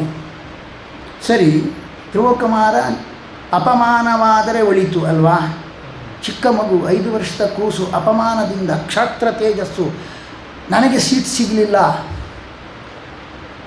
ಅವನು ಚೆನ್ನಾಗಿ ಮುದ್ದು ನನಗಿಲ್ಲ, ನಿನಗೆ ಯೋಗ್ಯತೆ ಇಲ್ಲ, ನನ್ನ ಹೊಟ್ಟೆಯಲ್ಲಿ ಹುಟ್ಟಿ ಬರಲಿಲ್ಲ, ನನ್ನಲ್ಲಿ ಹೊಟ್ಟೆ ಹುಲಿಗತ, ಇನ್ನು ಭಗವಂತನ ಆರಾಧನೆ ಮಾಡು, ಆಗ ನಿನಗೆ ಸಿಗುತ್ತೆ ಅಂತ ಹೇಳಿದಾಗ ತುಂಬ ಇನ್ಸಲ್ಟ್ ಆಯಿತು, ಅಪಮಾನ ಆಯಿತು, ದುಃಖ ಆಯಿತು. ತಾಯಿ ಬಳಿಯಲ್ಲಿ ಬಂದಾಗ ಆ ಮಹಾನುಭಾವಳಾದ ತಾಯಿ ಏನು ಮಾತಾಡಿದ್ಲು ಗೊತ್ತುಂಟಾ? ಅಯ್ಯೋ ಮಗು, ಈ ಚಿಕ್ಕ ವಯಸ್ಸನ್ನು ನಾನು ಹೋಳ್ತೇನೆ ಅಂತ ಕೂತ್ಕೊಂಡ್ಬಿಟ್ಟು ದೇವರನ್ನು ಆರಾಧನೆ ಮಾಡು. ಚಿಕ್ಕ ವಯಸ್ಸನ್ನು ಹೇಳ್ತಾರೆ, 5 ವರ್ಷದ ಕೂಸಿಗೆ. ಅದಕ್ಕೆ ಹೇಳಬೇಕು, ನಮ್ಮ ಪರಂಪರೆ, ನಮ್ಮ ಕುಲದವರಲ್ಲಿ ಏನಿದ್ದಾರೆ ಗೊತ್ತುಂಟ ನಿನಗೆ? ನಿನ್ನ ಅಜ್ಜ, ಇವನ ತಂದೆ ಯಾರು? ಧ್ರುವನದ್ದು ಉತ್ತಾನ. ಅವನ ತಂದೆ ಯಾರು? ಸಾಯುಂಬನು. ಭಗವಂತನ ಹೇರಳವಾದಂತಹ ಯಜ್ಞದಿಂದ ಆರಾಧನೆ ಮಾಡಿ ಆ ಮನು ಪದವಿಯಲ್ಲಿ ಮೆರಿತಾ ಇದ್ದಾನೆ. ನಿನ್ನ ಅಜ್ಜ ಹೀಗೆ, ನಿನ್ನ ಯಾರು? ಮುತ್ತಜ್ಜನ. ಮುತ್ತಜ್ಜ ಯಾರು? ಚತುರ್ಮುಖ ಬ್ರಹ್ಮದೇವರು. ವಿಶೇಷವಾಗಿ ಭಗವಂತನ ಆರಾಧನೆ ಮಾಡಿ ಎತ್ತರ ಬ್ರಹ್ಮಲೋಕ ಪದವಿಯಲ್ಲಿ ಸತ್ಯಲೋಕದ ಅಧಿಪತಿಯಾಗಿ ಮೆರಿತಾ ಇದ್ದಾನೆ. ನಿನ್ನ ವಂಶ ಪೂರ್ವದಲ್ಲಿ ವಿಚಾರ ಮಾಡಲಿಕ್ಕೆ ಹೋದರೆ ದೊಡ್ಡವರೆಲ್ಲ ಭಗವಂತನನ್ನು ಆರಾಧನೆ ಮಾಡಿ ಎತ್ತರ ಏರಿದ್ದಾರಪ್ಪ. ಮಗು, ನೀನು ಇದೇ ಕೆಲಸ ಮಾಡು ಅಂಥೇಳಿ ಚಿಕ್ಕ ಕೂಸು, 5 ವರ್ಷದ ಕೂಸಿಗೆ ಹೋಗು ಪರಮಾತ್ಮನ ಧ್ಯಾನ ಮಾಡಿಯೇ ಉದ್ಧಾರ ಆಗ್ತದೆ, ಹಾಗೆ ನಾನು ಕಾಡಿಗೆ ಹೋಗ್ತೇನೆ ಅಂತ ಹೇಳಿ ಹೊರಟೇ ಬಿಟ್ಟವನು. ತಾಯಿ ನಿಲ್ಲಿಸಲಿಲ್ಲ, ಗೆದ್ದವಳು. ಇವತ್ತೆಲ್ಲ ನಾವು ಚಿಕ್ಕ ಮಕ್ಕಳಿಗೆ ಏಕಾದಶಿ ಉಪವಾಸ ಹುಡುಕು ಜಾಸ್ತಿ ಇರುತ್ತೆ, ಮಾಡಬೇಡ ಅಂತ ಹೇಳ್ತಾರೆ. ತಾತನ ವಯಸ್ಸಿನಲ್ಲಿ ಮಾಡು, ತಾತ ಆದಾಗ ಮಾಡು ಅಂತ ಹೇಳ್ತಾರೆ. ಇದೆಲ್ಲ ಬಾಲ್ಯದಲ್ಲೇ ಮಕ್ಕಳನ್ನು ಹುರಿದುಂಬಿಸಬೇಕು. ಮಹಾನುಭಾವಳಾಗಿರ್ತಕ್ಕಂಥವಳು ಬಾಲ್ಯದಲ್ಲೇ ಧೈರ್ಯ ಮಾಡಿ, ಮನಸ್ಸನ್ನು ಧೈರ್ಯ ಮಾಡಿ ಧ್ರುವನಿಗೆ ವಿಶೇಷವಾದ ಪ್ರೋತ್ಸಾಹ ಕೊಟ್ಟಳು. ಅದಕ್ಕೆ ತಕ್ಕಂತೆ ನಾರದರು ಸಿಗ್ತಾ ಇದ್ದಾರೆ. ಮೊದಲು ಆಶೀರ್ವಾದ ಮಾಡೋದಕ್ಕಿಂತ ಏನು ಮಾತಾಡೋದಕ್ಕಿಂತ ಮೊದಲು ತಲೆ ಮೇಲೆ ಕೈ ಇಟ್ಟಾಯ್ತಂತೆ. ತಲೆ ಮೇಲೆ ಕೈ ಇಟ್ಟು ಮೊದಲೇನೆ ಎಲ್ಲ ಆ ಸಾಧನೆಗೆ ಪ್ರತಿಬಂಧಕವಾದ ಎಲ್ಲ ಹೋಯಿತು, ದೋಷಗಳು ವಿಘ್ನಗಳೆಲ್ಲ ಹೋಯಿತು. ಕೊನೆಗೆ ಏನು ಮತ್ತೆ ವಿಚಾರಿಸ್ತಾರಂತೆ, ಎಲ್ಲಿಗೆ ಹೋಗಿದ್ದು ಮರೆ, ಏನೋ ಅಪಮಾನತ ರಾಜ್ಯಂತ ಕಾಣ್ತಾ ಇದೆ. ಈ ಚಿಕ್ಕ ವಯಸ್ಸು, ಆಟ ಆಡುವ ವಯಸ್ಸರಲ್ಲಿ ಅಪಮಾನ ಮಾನವನ್ನು ತಗೊಳ್ಳೋ ವಯಸ್ಸಲ್ಲ. ದೊಡ್ಡದಾದ ಮೇಲೆ ನೋಡು, ದೊಡ್ಡವರು ಎಷ್ಟು ಋಷಿಮುನಿಗಳಿಗೋ ದೇವರು ಕಂಡಿಲ್ಲ, ನೀನೇನು ಕಾಣ್ತಾನೆ, ಅಷ್ಟು ಸೀರಿಯಸ್ ಆಗಿ ತಗೊಳ್ಬೇಡ, ಮತ್ತೆ ನೋಡೋಣ. ನನಗೆ ಸಾಧ್ಯವೇ ಇಲ್ಲ. ನನ್ನ ತಾಯಿ ನನ್ನ ಮನಃಪಾತ್ರವನ್ನು ವಾಗ್ಬಾಣದಿಂದ ತೂತು ಮಾಡಿಬಿಟ್ಟಿದ್ದಾಳೆ. ನಿಮ್ಮ ಶಮದಮ ಯಾವ ವಚನವೂ ನನ್ನ ನಿಲ್ಲುತ್ತಾ ಇಲ್ಲ. ಹೇಳಿ ಎತ್ತರ ಸ್ಥಾನ ಏರಬೇಕು, ಏನು ಮಾಡಿ? ಅವರು 12 ಅಕ್ಷರ ವಾಸ್ತೇವ ಮಂತ್ರವನ್ನು ಉಪದೇಶ ಮಾಡಿ ಆ ಭಗವಂತನ ಪೂಜೆಯನ್ನು ಹೇಗೆ ಮಾಡಬೇಕು, ಹೇಗೆ ಒಲಿಸ್ಕೊಳ್ಬೇಕೆಂಬ ಪರಿಯನ್ನು ಅವನ ಮೇಲೆ ಬಹಳ ಧೈರ್ಯ ತುಂಬಿ ಅವನಿಗೆ ಆಶೀರ್ವಾದ ಮಾಡಿದರು. ಓಹೋ, ಎತ್ತರ ಸ್ಥಾನ, ಯಾರೂ ಏರಿದ ಎತ್ತರ ಸ್ಥಾನ ನಾನು ಏರಬೇಕು ಅಂತ ಬಯಸಿ ಅಪಮಾನಿತನಾಗಿ ಗುರುಗಳಾಗಿದ ಶ್ರೇಷ್ಠ ಗುರುಗಳ ಆಶೀರ್ವಾದ, ಉಪದೇಶ, ತಾಯಿಯ ಆಶೀರ್ವಾದ, ತಾಯಿಯ ಧೈರ್ಯ ತುಂಬಿದ್ದಕ್ಕೆ 5 ತಿಂಗಳಲ್ಲಿ ದೇವರನ್ನು ಒಲಿಸಿಕೊಂಡ ನಂತರ ಪೆಚ್ಚು ಮೋರೆ ಸಿಕ್ಕಾಪಟ್ಟೆ ಅಸಮಾಧಾನ ಆಯ್ತಂತಾರೆ. ಏನ್ರಿ ಸಿಕ್ಕಾಪಟ್ಟೆ ಅಸಮಾಧಾನ. ತಾದಾತ್ಮ್ಯಂ ಯಚ್ಛತೋ ಮೇ ಮನೋಭಿಕ್ಷಿತಂ ಬತ. ಅಯ್ಯೋ ಛೇ, ಎಂಥ ಅನ್ಯಾಯ ಆಯಿತು. ಮೋಕ್ಷ ಕೊಡುವಂಥ ಭಗವಂತನಂತ ಹೋಗಿ ನಾನು ನಶ್ವರವಾದ ಫಲವನ್ನು ಪಡೆದಲ್ಲ, ಈ ಧಾನ್ಯದ ಹುಟ್ಟನ್ನು ಪಡೆದ ಹಾಗೆ ಒಳ್ಳೆ ಧಾನ್ಯ ಧನವಂತನ ಹತ್ರ ನನಗೊಂಚೂರು ಹುಟ್ಟು ಕೊಡು ಅಂತ ಹೇಳಿದ ಹಾಗಾಯಿತು. ತುಂಬ ಅಸಮಾಧಾನ ಆಯಿತಂತೆ. ಅಲ್ಲಿ ವಿಚಾರ ಮಾಡ್ತಾರೆ, ಚಿಕ್ಕ ವಯಸ್ಸಿನಲ್ಲೇ ದೇವರು ಒಲಿಸ್ಕೊಂಡಿದ್ದಾನೆ. ದೇವರು ಹೇಳ್ತಾನೆ, 36 ವರ್ಷದ ತನಕ ಫಸ್ಟ್ ಕ್ಲಾಸ್ ಆಗಿದ್ದಿದ್ಯಾ, ನಿನಗೆ ಇಂದ್ರಿಯ ಪಾಠವ ಚೆನ್ನಾಗಿರುತ್ತೆ, 36 ವರ್ಷ ಆಳ್ತೀಯಾ, ನೀ ಇವಳಿದ್ದಾಳಲ್ಲ ನೀನು ಸವತಿ ಮತ್ತು ಉತ್ತಮ, ರಾಜ್ಯಕ್ಕೆ ಕಂಟಕ ಇಬ್ಬರು, ಅವನು ಸತ್ತು ಹೋಗ್ತಾನೆ. ಯಾರಿಗೆ? ಯಕ್ಷನಿಂದ. ಅವನು ಹುಡುಕುತ್ತಾ ಇವಳು ಹೋಗ್ತಾಳೆ ತಾಯಿ, ಅವಳು ಕಾಡಿಗಿಚ್ಚಿಗೆ ಸಿಕ್ಕಿ ಸತ್ತು ಹೋಗ್ತಾಳೆ. ನಿಷ್ಕಂಟಕವಾದ ರಾಜ್ಯ ನಿನಗಿರುತ್ತೆ. ಆದ ನಂತರ ಯಾರೂ ಏರದ ಉತ್ತರ ಸ್ಥಾನ ನಿನಗೆ ಕೊಟ್ಟಿದ್ದೇನೆಂತ ದೇವರು ಹೇಳಿದ್ದಾನೆ. ಇಷ್ಟೆಲ್ಲಾದರೂ ಕೂಡ ದೇವನಿಗೆ ಅಸಮಾಧಾನ ಯಾಕಾಯಿತು ಅಂದರೆ ಇಷ್ಟೇ, ನಾನು ಅವನಿಗೆ ಮೋಕ್ಷ ಕೈ ತಪ್ಪಿ ಹೋಯ್ತಾ, ಧ್ರುವಲೋಕ ಹೋದ ನಂತರ ಮತ್ತೆ ಮೇಲಕ್ಕೆ ಹೋಗ್ತಾನೆ, ಅವನು ಮೋಕ್ಷಕ್ಕೆ ಹೋಗ್ತಾನೆ, ಮೋಕ್ಷ ಕೈ ತಪ್ಪಿ ಹೋಗಿಲ್ಲ ಅವನಿಗೆ. ಆದರೂ ಯಾಕೆ? ತಥಾಪಿ ಮಹಾತ್ಮನ ಕಾಮ ನಿಂದಿತ, ಕಾಮ್ಯ ಕರ್ಮವನ್ನು ನಿಂದೆ ಮಾಡಿದ ಮಹಾತ್ಮವನು. ಯಾಕೆ ಅಂದರೆ ಮಲದ ಫಲದಾಸೆಯಿಂದ ಮಾಡಿದರೂ ಕೂಡ ಕೊನೆಗೆ ಅವನಿಗೆ ಪಶ್ಚಾತ್ತಾಪ ಆಯಿತು. ಯಾಕೆ? ಅವನಿಗೆ ಮೋಕ್ಷ ಕೈ ತಪ್ಪಿ ಹೋಗಿದರೂ ಕೂಡ ನಾನು ಇನ್ನೂ ಚೆನ್ನಾಗಿ ಮಾಡ್ಬೋದಿತ್ತು. ರ್ಯಾಂಕ್ ಸ್ಟೂಡೆಂಟ್ ಒಂದು ಮಾರ್ಕ್ ತಪ್ಪೋಯಿತು, ಬೇಸರ ಆಗೋದಿಲ್ಲ ಅವನಿಗೆ. ಹಾಗೆ ದೇವರು ಉಪಾಸನೆ ಮಾಡುವಾಗ ನಿಷ್ಕಾಮನೆಯಿಂದ ನಾವು ಮಾಡಬೇಕಿತ್ತು ಅಂತ ಏನಾಯಿತು, ಧ್ರುವ ಪ್ರಹ್ಲಾದನಿಗೆ ಆ ಪ್ರಹ್ಲಾದನಿಗೆ ಸಿಕ್ಕ ಗೌರವ ಅನುಗ್ರಹ ಯಾರಿಗಾಗಿಲ್ಲ? ಯಾಕಾಗಿಲ್ಲ? ಧ್ರುವ ಪ್ರಹ್ಲಾದ ಹೇಳ್ತಾನೆ ನನಗೆ ಕಾಮಾನಾಂ ಹೃದಯ ಸಂಬ್ರೋಹಂ ಭವತಸ್ತು ವರಂಭಣೆ, ನನಗೆ ನಿನ್ನಲ್ಲಿ ಕೇಳುವ ಆಸೆಯನ್ನೇ ಹುಟ್ಟಿಸ್ಬೇಡ ಅಂತ ಮೊದಲೇ ಎತ್ಕೊಂಡು ಕೇಳಿದ. ನಿಷ್ಕಾಮ ಭಕ್ತಿ. ದೇವರು ಏನು ಮಾಡಿದ ಗೊತ್ತುಂಟ? ತಲೆ ಮೇಲೆ ಡೈರೆಕ್ಟಾಗಿ ಕೈ ಇಟ್ಟು, ತಲೆ ಮೇಲೆ ಕೈ ಇಟ್ಟ, ಮೇಲ್ಮೇಲೆ ಎಲ್ಲ ಪಾಪ ಹೋಯಿತು. ಭಗವಂತನ ಬಿಂಬರೂಪ ಅಪರೋಕ್ಷ ಜ್ಞಾನ ಅವನಿಗೆ ಆಯ್ತಂತ. ಹಾಗೆ ಸಪತ್ತಿ ತಕ್ಷಣ ಆಯಿತು. ಆದರೆ ಧ್ರುವಕುಮಾರನ ದೇವರು ಟಚ್ ಮಾಡಲಿಕ್ಕೆ ಹಿಂದೆ ಹಾಕಿದ, ಮಡಿ ಜಾಸ್ತಿ, ಸಕಾಮ ಭಕ್ತಿ ಮಲ ಇದೆ ಇವರಲ್ಲಿ, ಕಾಮನಾ ಮಲ ಇದೆಯಲ್ಲ, ಏನು ಮಾಡಿಬಿಟ್ಟ, ಡೈರೆಕ್ಟಾಗಿ ಟಚ್ ಮಾಡಲೇ ಇಲ್ಲ, ಶಂಖದಿಂದ ಟಚ್ ಮಾಡಿದ. ಶಂಖ ಐಶ್ವರ್ಯ, ಲಕ್ಷ್ಮಿ ಐಶ್ವರ್ಯ ಕೇಳ್ತಾ ಇದ್ದಿ ಅಂತ ಶಂಖದಿಂದ ಟಚ್ ಮಾಡಿದ, ಡೈರೆಕ್ಟಾಗಿ ಮಾಡಲಿಲ್ಲ ತಲೆ ಮೇಲೆ. ಇದೇ ಅದಕ್ಕೆ ಅವನಿಗೆ ಅನಿಸಿರಬೇಕು, ಅಯ್ಯೋ ದೇವರೇ ತಲೆ ಮೇಲೆ ಕೈ ಇಡಿಸ್ಕೊಳ್ಬೇಕಿತ್ತು, ಇಂಡೈರೆಕ್ಟಾಗಿ ಟಚ್ ಕೈ ಇದು ನನಗೆ ಸ್ಪರ್ಶ ಆಯಿತು ಅಷ್ಟೇ, ಡೈರೆಕ್ಟಾಗಿ ಆಗಿಲ್ಲಲ್ಲ ಅಂತ ಪಶ್ಚಾತ್ತಾಪ ಆಗಿರಬೇಕು. ಮಹಾತ್ಮನಿಗೆ ಮೋಕ್ಷ ಆದರೂ ಕೂಡ ಸಕಾಮ ಉಪಾಸನೆ ನಾವು ಎಂದೂ ಮಾಡಬಾರ್ದು ಅಂತ ಮಹಾತ್ಮನಾದ ಧ್ರುವಕುಮಾರ ಕಡೆಗೆ ಪಶ್ಚಾತ್ತಾಪ ಪಟ್ಟ. ಅಲ್ಲಿ ಒಂದು ವಿಷಯ ಬರುತ್ತದೆ ನೋಡಿ. ತಾಯಿ ಆದವಳು ಏನು ಸಿಕ್ತು? 5 ವರ್ಷದ ಕೂಸನ್ನು ಇಷ್ಟು ಹುರಿದುಂಬಿಸಿದ್ದಕ್ಕೆ ತಾಯಿಗೇನು ಸಿಕ್ತು? ಅಲ್ಲಿ ಆಯಿತು. ಮತ್ತು ಉತ್ತರ ವಿಶಾಲ ಬದರಿಗೆ ಹೋಗ್ತಾನೆ, ಒಂದು ಸತಿ ಸ್ನಾನ ಮಾಡಿ ಅಲ್ಲೇ ಕಾಲ ಕಳೀತಾನೆ. ಆಗ ಬಂದರು, ಬಾಲ್ಯದಿಂದೇ ಇಷ್ಟೆಲ್ಲ ಒಳ್ಳೆ ಕೆಲಸ ಮಾಡಿದ್ಯಪ್ಪ ಬಾ ಅಂತ ವೈಕುಂಠಕ್ಕೆ ಫ್ಲೈಟ್ ತಗೊಂಡು ಬಂದು ನಿಲ್ಲಿಸಿಬಿಟ್ರಂತೆ. ಅಲಕ ನಂದಿಯಲ್ಲಿ ಸ್ನಾನ ಮಾಡಿದ, ಸುತ್ತ ಬಂದ, ಕೂತ್ಕೊಂಡ. ತಾಯಿ ನೆನಪಾಯಿತು, ಅಯ್ಯೋ ತಾಯಿ ನನಗೆ ಇಷ್ಟೆಲ್ಲ ಸಪೋರ್ಟ್ ಕೊಟ್ಟವಳು, ಅವಳಿಲ್ಲ ನಾನು ಬರೋಲ್ಲ ಅಂತ. ಮುಂದೆ ಉಂಟು ನೋಡಲ್ಲ, ಮುಂದಿನ ಫ್ಲೈಟಿನಲ್ಲಿ ನಿನ್ನ ತಾಯಿ ಹೋಗ್ತಾ ಇದ್ದಾಳೆ ಅಂತ ಹೇಳಿದ್ರಲ್ಲ.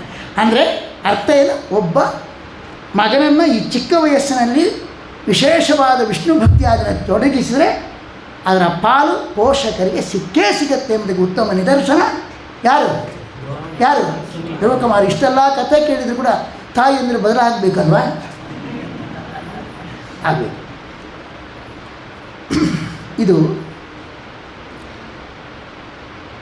ಅದರ ನಂತರ ಮುಂದೆ ಬರ್ತಕ್ಕಂಥದ್ದು ಇಲ್ಲಿ ಪ್ರಾಚೀನ ಬರಿಹಿ ಕಾಮ್ಯಕರ್ಮದಲ್ಲಿ ಆಸಕ್ತನಾಗಿದ್ದ. ಕಾಮ್ಯಕರ್ಮದಲ್ಲಿ ತತ್ಕರ್ಮ ಹರಿತೋಷಂ. ಕಾಮ್ಯಕರ್ಮದಲ್ಲಿ ಆಸಕ್ತ ಆದರೆ ನಮಗೆ ಸುಖ ಭೋಗ ಸಿಗತ್ತೆ, ಅದು ಇಂದ್ರಿಯಕ್ಕೆ ಖುಷಿ ಆಗತ್ತೆ, ಋಷಿಕಕ್ಕೆ ಖುಷಿ ಆಗತ್ತೆ, ಋಷಿಕೇಶನಿಗೆ ಖುಷಿ ಆಗೋದಿಲ್ಲ. ನೀನು ಇಂಥ ಕೆಲಸ ಮಾಡ್ತಾ ಇದ್ದ ನೋಡು, ಯಾವ ಪಶುವನ್ನು ಬಲಿ ಕೊಟ್ಟು ಯಜ್ಞ ಮಾಡಿ ಕಾಮ್ಯ ಸುಖದ ಆಸೆಯಿಂದ ಮಾಡಿದ್ದಿ ನೋಡು, ಅವುಗಳು ನೀ ಯಾವಾಗ ಸಾಯ್ತಿ, ಯಾವಾಗ ನಿನ್ನ ಚಚ್ಚುದನ್ನು ನೋಡ್ತಾ ಇದ್ದೇವೆ ನೋಡಿ ಅಂತ. ಆ ಎಲ್ಲ ಪಶುಗಳು, ಸತ್ವದ ಪಶುಗಳನ್ನು ಯೋಗದ ದೃಷ್ಟಿಯಿಂದ ಒಳ್ಳೆ ಖಡ್ಗೆ ಇಟ್ಕೊಂಡು ನಿಂತಿದ್ದಾವಂತೆ ಅವುಗಳೆಲ್ಲ, ಕೊಡಲಿ ಹಿಡ್ಕೊಂಡು ನಿಮ್ಗೆ ಕೊಡಲಿಕ್ಕೋಸ್ಕರ. ಅಂದರೆ ಒಂದು ಮಾತಿದೆ, ಈ ನಾನ್ ವೆಜ್ ಅಂತ ಹೇಳ್ತಾರಲ್ಲ, ಯಾವುದನ್ನು? ಮಾಂಸವನ್ನು. ಅವರಿಗೆ ಹೇಳಲಿಕ್ಕೆ ಬರೋಲ್ಲ ನಾನ್ ವೆಜ್ ಅಂತ ಹೇಳೋದು. ಆದರೆ ನಮ್ಮ ಇದರಲ್ಲಿ ಮಾಂಸ ತಿಂದವನಿಗೆ ಈ ಪ್ರಜ್ಞೆ ಇರುತ್ತಂತೆ. ಮಾಂಸಃ ಅತ್ತಿ, ಯಾವ ಕುರಿ ಆಡುಗಳ ನಾನು ಮಾಂಸವನ್ನು ತಿಂತೇನೋ ಆ ಕುರಿ ನನ್ನನ್ನು ಮುಂದಿನ ಜನ್ಮದಲ್ಲಿ ತಿನ್ನುತ್ತೆ. ಮಾಂಸಃ ಅತ್ತಿ, ನಾನು ಯಾರನ್ನು ಇವತ್ತು ಕಡ್ದು ತಿಂದಿದ್ದೇನೆ ಅವನು ಮುಂದಿನ ಜನ್ಮದಲ್ಲಿ ನನ್ನನ್ನು ಕಡ್ದನ್ನು ತಿಂತಾನೆ ಅಂತ. ಇದು ಏತದ್ ಮಾಂಸತ್ವಂ ನಾನ್ ವೆಜ್ ಅಂತ ಅವ್ರು ಹೇಳಿದ. ಅವ್ರಿಗೆ ಈ ಕತೆ ಗೊತ್ತಿಲ್ಲ ಪಾಪ, ಆ ಪ್ರಜ್ಞೆ ಇಲ್ಲಲ್ಲ, ಪುಣ್ಯ ಪಾಪದ್ದು ಇದು ಗೊತ್ತಿಲ್ಲ. ನಮ್ಮ ಇದರಲ್ಲಿ ಹಿಂದೂ ಸಂಸ್ಕೃತಿಯಲ್ಲಿ ಮಾಂಸ ಅಂದರೆ ಈ ರೀತಿಯಾಗಿ ಹೇಳ್ತಾನೆ, ನಾಯಿ ಹೊತ್ಕೊಂಡು ತಿಂದರೆ ನನ್ನ ಹೊತ್ಕೊಂಡು ತಿನ್ನುತ್ತೆ. ಆ ಎಚ್ಚರಿಕೆಯಲ್ಲಿ ಹಾಗಾದ್ರೆ ಯಾರು? ತತ್ಕರ್ಮ ಹರಿತೋಷಂ. ಭಗವಂತನಿಗೆ ಪ್ರೀತಿಕರವಾದ ಕರ್ಮವೇ ನಿಜವಾದ. ಸಾ ವಿದ್ಯಾಯ ತನ್ಮತಿರಿಯ. ದೇವರ ತಿಳುವಳಿಕೆ ಯಾವುದರಿಂದ ಬರುತ್ತೋ ಅದು ನಿಜವಾದ ವಿದ್ಯಾ. ಕರ್ಮ ಯಾವುದಂದರೆ ಭಗವಂತನಿಗೆ ಪ್ರೀತಿಕರವಾದದ್ದು ಕರ್ಮ. ಇಂಥ ಕರ್ಮ ಮಾಡಲಿಕ್ಕೆ ಹೋಗಬೇಡ ಅಂತ ಹೇಳ್ತಾ ಪುರಂಜನ ಉಪಾಖ್ಯಾನವನ್ನು ಹೇಳ್ತಾರೆ. ಅದನ್ನು ಮತ್ತೇನು ಬೇಡ, ಪುರಂಜನಿ ಗಂಟು ಬೀಳ್ತಾಳೆ. ಆ ಪುರಂಜನ ಎಂಬ ಜೀವ ಅವನ ಪುರಂಜನಿಯನ್ನು ಗಂಟು ಬಿಡಿದಾಗ ಒಂದು ಕ್ಷಣವೂ ಬಿಟ್ಟು ಇಡ್ಲಿಕ್ಕೆ ಆಗ್ತಾ ಇರಲಿಲ್ಲ ಅವನಿಗೆ ಅಂತ ಹೇಳ್ತಾರೆ. ಕೊನೆಗೆ ಸಾಯುವ ಸಂದರ್ಭದಲ್ಲಿ ಪುರಂಜನಿಯನ್ನು ನೆನೆದೇ ಸತ್ತ, ಸ್ತ್ರೀಯನ್ನು ನೆನೆದೇ ಸತ್ತದ್ರಿಂದಾಗಿ ಸ್ತ್ರೀಯಾಗಿ ಹುಟ್ಟಿದ ಅಂತ ಮಾತು ಬರುತ್ತೆ. ಹಾಗಾಗಿ ಇಲ್ಲೊಂದು ಬಂತು, ಅದಕ್ಕೆ ಸ್ವಲ್ಪ ಸ್ಪಷ್ಟೀಕರಣ ಕೊಡಲಿಕ್ಕೋಸ್ಕರ ಇಲ್ಲಿ ತಗೊಂಡಿದ್ದೇನೆ. ಮೊಬೈಲ್ ಸ್ಮರಣೆ ಮಾಡ್ತಾ ಸಾಯ್ತಾ ಅಂತ ಇಟ್ಕೊಳ್ಳೋಣ. ಅವನು ಮೊಬೈಲ್ ಆಗ್ತಾನ? ಯಾಕೆ? ಮೊಬೈಲ್ ಜಡ, ಇವನ ಜೀವ. ಸತ್ಯ ತಿಳ್ಕೊಳ್ಳಿ, ಒಂದು ವಿಚಾರ ಮಾಡಬೇಕಿತ್ತು. ಸುಮ್ಮನೆ ಜೋಕಿಗೋಸ್ಕರ ಹೇಳಿದ್ದೆಲ್ಲ. ಇದಕ್ಕೆ ಮಧ್ವಾಚಾರ್ಯ ಏನು ಉತ್ತರ ಕೊಟ್ಟರು? ಅದಕ್ಕೆ ಮೊಬೈಲ್ನ ಸ್ಮರಣೆ ಮಾಡ್ತಾ ಸತ್ತರೆ ಮೊಬೈಲ್ ಜೀವ ಅಲ್ಲ, ಇವನು ಜೀವ, ಜಡ ಆಗೋದಿಲ್ಲ. ಅವನು ಮೊಬೈಲಿನ ಹತ್ತಿರದಲ್ಲಿ ಇರ್ತಾನಂತೆ ಮುಂದಿನ ಜನ್ಮದಲ್ಲಿ. ಈ ಜನ್ಮದಲ್ಲಿ ಯಾರು ದುಡ್ಡನ್ನು ನೆನೀತಾ ಇದ್ದರೆ ಮುಂದಿನ ಜನ್ಮದಲ್ಲಿ ಕ್ಯಾಶರ್ ಆಗ್ತಾರಂತ. ಹಾಗೆ ಮೊಬೈಲ್ ಶೋರೂಮಿನಲ್ಲಿ ಕೆಲಸ ಮಾಡ್ತಾ ಇರ್ತಾನಂತ, ಮೊಬೈಲ್ ರಿಪೇರಿ ಮಾಡ್ತಾ ಇರ್ತಾನೆ. ಸಹವಾಸ ಬರುತ್ತೆ ಅಂತ ಹೀಗೆ ಹೇಳಿ. ಅದೇ ಸ್ಪಷ್ಟೀಕರಣ ಬೇಕಲ್ರಿ, ಇಲ್ಲಿ ಸಂಶಯ ಬರುತ್ತಲ್ಲ, ಅದೇ ಜಡ ಆಗೋದು ಹೇಗೆ? ಅದಕ್ಕೆ ಸ್ಪಷ್ಟೀಕರಣ ಕೊಟ್ಟದಷ್ಟೇ. ಹೀಗೆ ಇಲ್ಲಿ ನಮಗೆ ಪ್ರಶ್ನೆ ಏನಂದರೆ, ಇಲ್ಲಿ ಮುಖ್ಯವಾದದ್ದು ಇಲ್ಲಿ ಏನು? ಒಬ್ಬ ಜೀವ, ಅದು ಸ್ತ್ರೀ ಜೀವ ಆಗಲಿ ಗಂಡು ಜೀವ ಆಗಲಿ ಯಾರೇ ಆಗಲಿ, ಪುರಂಜನಿಯನ್ನು ಹಚ್ಕೊಳ್ಬಾರ್ದು ಅಂತ. ಪುರಂಜನಿ ಹಚ್ಕೊಂಡ್ರೆ ಬಹಳ ಒದ್ದಾಟ ಇದೆ, ಇಷ್ಟು ತಾತ್ಪರ್ಯ ಅಂತ. ಏನು ಪುರಂಜನಿ ಅಂದ್ರೇನು? ಬುದ್ಧಿಂತು ಪ್ರಮದಾಂ ವಿದ್ಯಾತ್. ಹಾಗಂತ ಹೇಳ್ತೇವೆ, ಅಧ್ಯಾತ್ಮ ಅರ್ಥ ಇಲ್ಲಿ ತಳ್ಕೊಳ್ಬೇಕು. ಬುದ್ಧಿಂತು ಪ್ರಮದಾಂ ವಿದ್ಯಾ, ವಿಷಯಾಸಕ್ತವಾದ ಬುದ್ಧಿ ಉಂಟಲ್ವಾ, ಅದೇ ಹೆಂಡತಿ. ಹೆಂಡತಿ ನೀ ಪ್ರಾಣ ಹಿಂಡುತಿ ಅಂತ ಹೇಳಿದ್ರೆ ದಾಸರು, ಇದು ಹೆಂಡತಿ, ಇದು ಧರ್ಮಪತ್ನಿ ಅಲ್ಲ, ಅಧರ್ಮಪತ್ನಿ. ವಿಷಯಾಸಕ್ತವಾದ ಬುದ್ಧಿ, ಅದು ಶಾಸ್ತ್ರದಲ್ಲಿ ಬಹಳ ಹೇಳ್ತಾರೆ, ಸ್ತ್ರೀ ಸಂಘ ಮಾಡಬಾರ್ದು. ಇವತ್ತೇ ಬಂತು, ಸ್ತ್ರೀ ಸಂಗಿನಾಂ ತಮೋದ್ವಾರಂ ಯೋಚಿತಾಂ ಸ್ತ್ರೀ ಸಂಘ ಯೋಷಿತಾಂ ಸಂಗಿ ಸಂಗಂ ತಮೋದ್ವಾರಂ ಯೋಷಿತಾಂ ಸಂಗಿ. ನಮಗೆ ಅರ್ಥ ಆಗೋದಿಲ್ಲ, ಏನ್ರಿ ಗಂಡಸರಿ ಮಾತ್ರನಾ? ಒಂದು ಗಂಡಸರಿ ಮಾತ್ರ ಹೇಳಿದಾಗತ್ತೆ ಸ್ತ್ರೀ ಸಂಘ ಮಾಡಲಬಾರ್ದು, ಸ್ತ್ರೀ ಸಂಘ ಮಹಾ ನರಕಾದ್ಯ ನರ್ಥ ಆಗತ್ತೆ ಅಂತ ಶಾಸ್ತ್ರ ಹೇಳುತ್ತೆ. ಆದರೆ ಇದು ಕಡಿಮೆ ಇದೆ. ಪರಪುರುಷ ಸಂಘ ಸ್ತ್ರೀಯರು ಮಾಡಬಾರ್ದು ಅಂತ ಹೇಳುವುದಿಲ್ಲ. ಹೆಚ್ಚು ಸ್ತ್ರೀ ಸಂಘವನ್ನೇ ಗಟ್ಟಿಯಾಗಿ ಇಟ್ಕೊಂಡಿದ್ದಾರೆ ಶಾಸ್ತ್ರದಲ್ಲಿ. ಯಾಕೆ? ಹಾಗೆ ಗಂಡಸರಿ ಮಾತ್ರನ ದೋಷದ, ಹೆಂಗಸರಿಗಿಲ್ವಾ? ಏನಿದು? ತಲೆ ಕೆಟ್ಟೋಗುತ್ತೆ ಇದೆ ಮಾತು ಕೇಳಿದಾಗ. ಅದಕ್ಕೆ ವ್ಯಾಪಕವಾದ ಅರ್ಥ ಬರಬೇಕು. ಗಂಡಸರು ಸ್ತ್ರೀ ಸಂಘ ಮಾಡಬಾರ್ದು, ಹೆಂಗಸರು ಸ್ತ್ರೀ ಸಂಘ ಮಾಡಬಾರ್ದು. ಸ್ತ್ರೀ ಅಂದರೆ ಏನು? ವಿಷಯಾಸಕ್ತ ಬುದ್ಧಿ. ಅದು ಗಂಡಸರು ಮಾಡಬಾರ್ದು, ಹೆಂಗಸರು ಮಾಡಬಾರ್ದು. ವಿಷಯಾಸಕ್ತ ಬುದ್ಧಿಯನ್ನು ಮಾಡಿದರೆ ಗಂಡಸರಿಗೆ ಏನು ತೊಂದರೆ ಆಗುತ್ತೋ ಹೆಂಗಸರಿಗೂ ತೊಂದರೆ ಆಗುತ್ತೆ ಅಂತ ಅಲ್ಲಿ ಬಂತಲ್ಲಿ. ಹಾಗಾದರೆ ಸ್ತ್ರೀ ಸಂಘ ಎಲ್ಲರಿಗೂ ತೊಂದರೆ ಕೊಡುತ್ತೆ ಅಂದರೆ ಗಂಡಸರಿಗೆ ಹೇಗೆ ತೊಂದರೆ ಕೊಡುತ್ತೋ ಹೆಂಗಸರಿಗೆ? ಸ್ತ್ರೀ ಅಂದರೆ ಅರ್ಥ ಏನು? ವ್ಯಾಪಕ ಅರ್ಥ ಹೇಳಬೇಕು. ಏನರ್ಥ? ಕೇಶವೇ ಅನ್ಯತಾ ಬುದ್ಧಿ ಸೈವ ಸ್ತ್ರೀ ಸಂಪ್ರಕೀರ್ತಿತ. ಭಗವಂತನ ಬಗ್ಗೆ ತಪ್ಪು ತಿಳುವಳಿಕೆಯನ್ನು ಯಾರು ಹೊಂದುತ್ತಾರೋ ಅವರು ಗಂಡಸರಾಗಲಿ ಹೆಂಗಸರಾಗಲಿ, ಅದು ಯೋಷಿತ್ ಅಂತ ಹೇಳ್ತಾರೆ. ಅದನ್ನು ತಪ್ಪು ತಿಳುವಳಿಕೆ ಯೋಷಿತ್ತ. ಏನರ್ಥ? ಜೋಷ್ಯತೆ ಬಹುಜನೈ ಇತಿ ಯೋಷಿತ್. ಜೂಷಿ ಪ್ರೀತಿ ಸೇವಿನ. ಹೆಚ್ಚಿನ ಜನರು ತಪ್ಪು ತಿಳುವಳಿಕೆಯನ್ನೇ ಮೆಚ್ಚಿಕೊಳ್ತಾರೆ, ತಪ್ಪು ತಿಳುವಳಿಕೆಯನ್ನು ಹೊಂದುತ್ತಾರೆ, ತಪ್ಪು ತಿಳ್ಕೊಂಡು ಮೆಚ್ಚಿಕೊಳ್ತಾರೆ.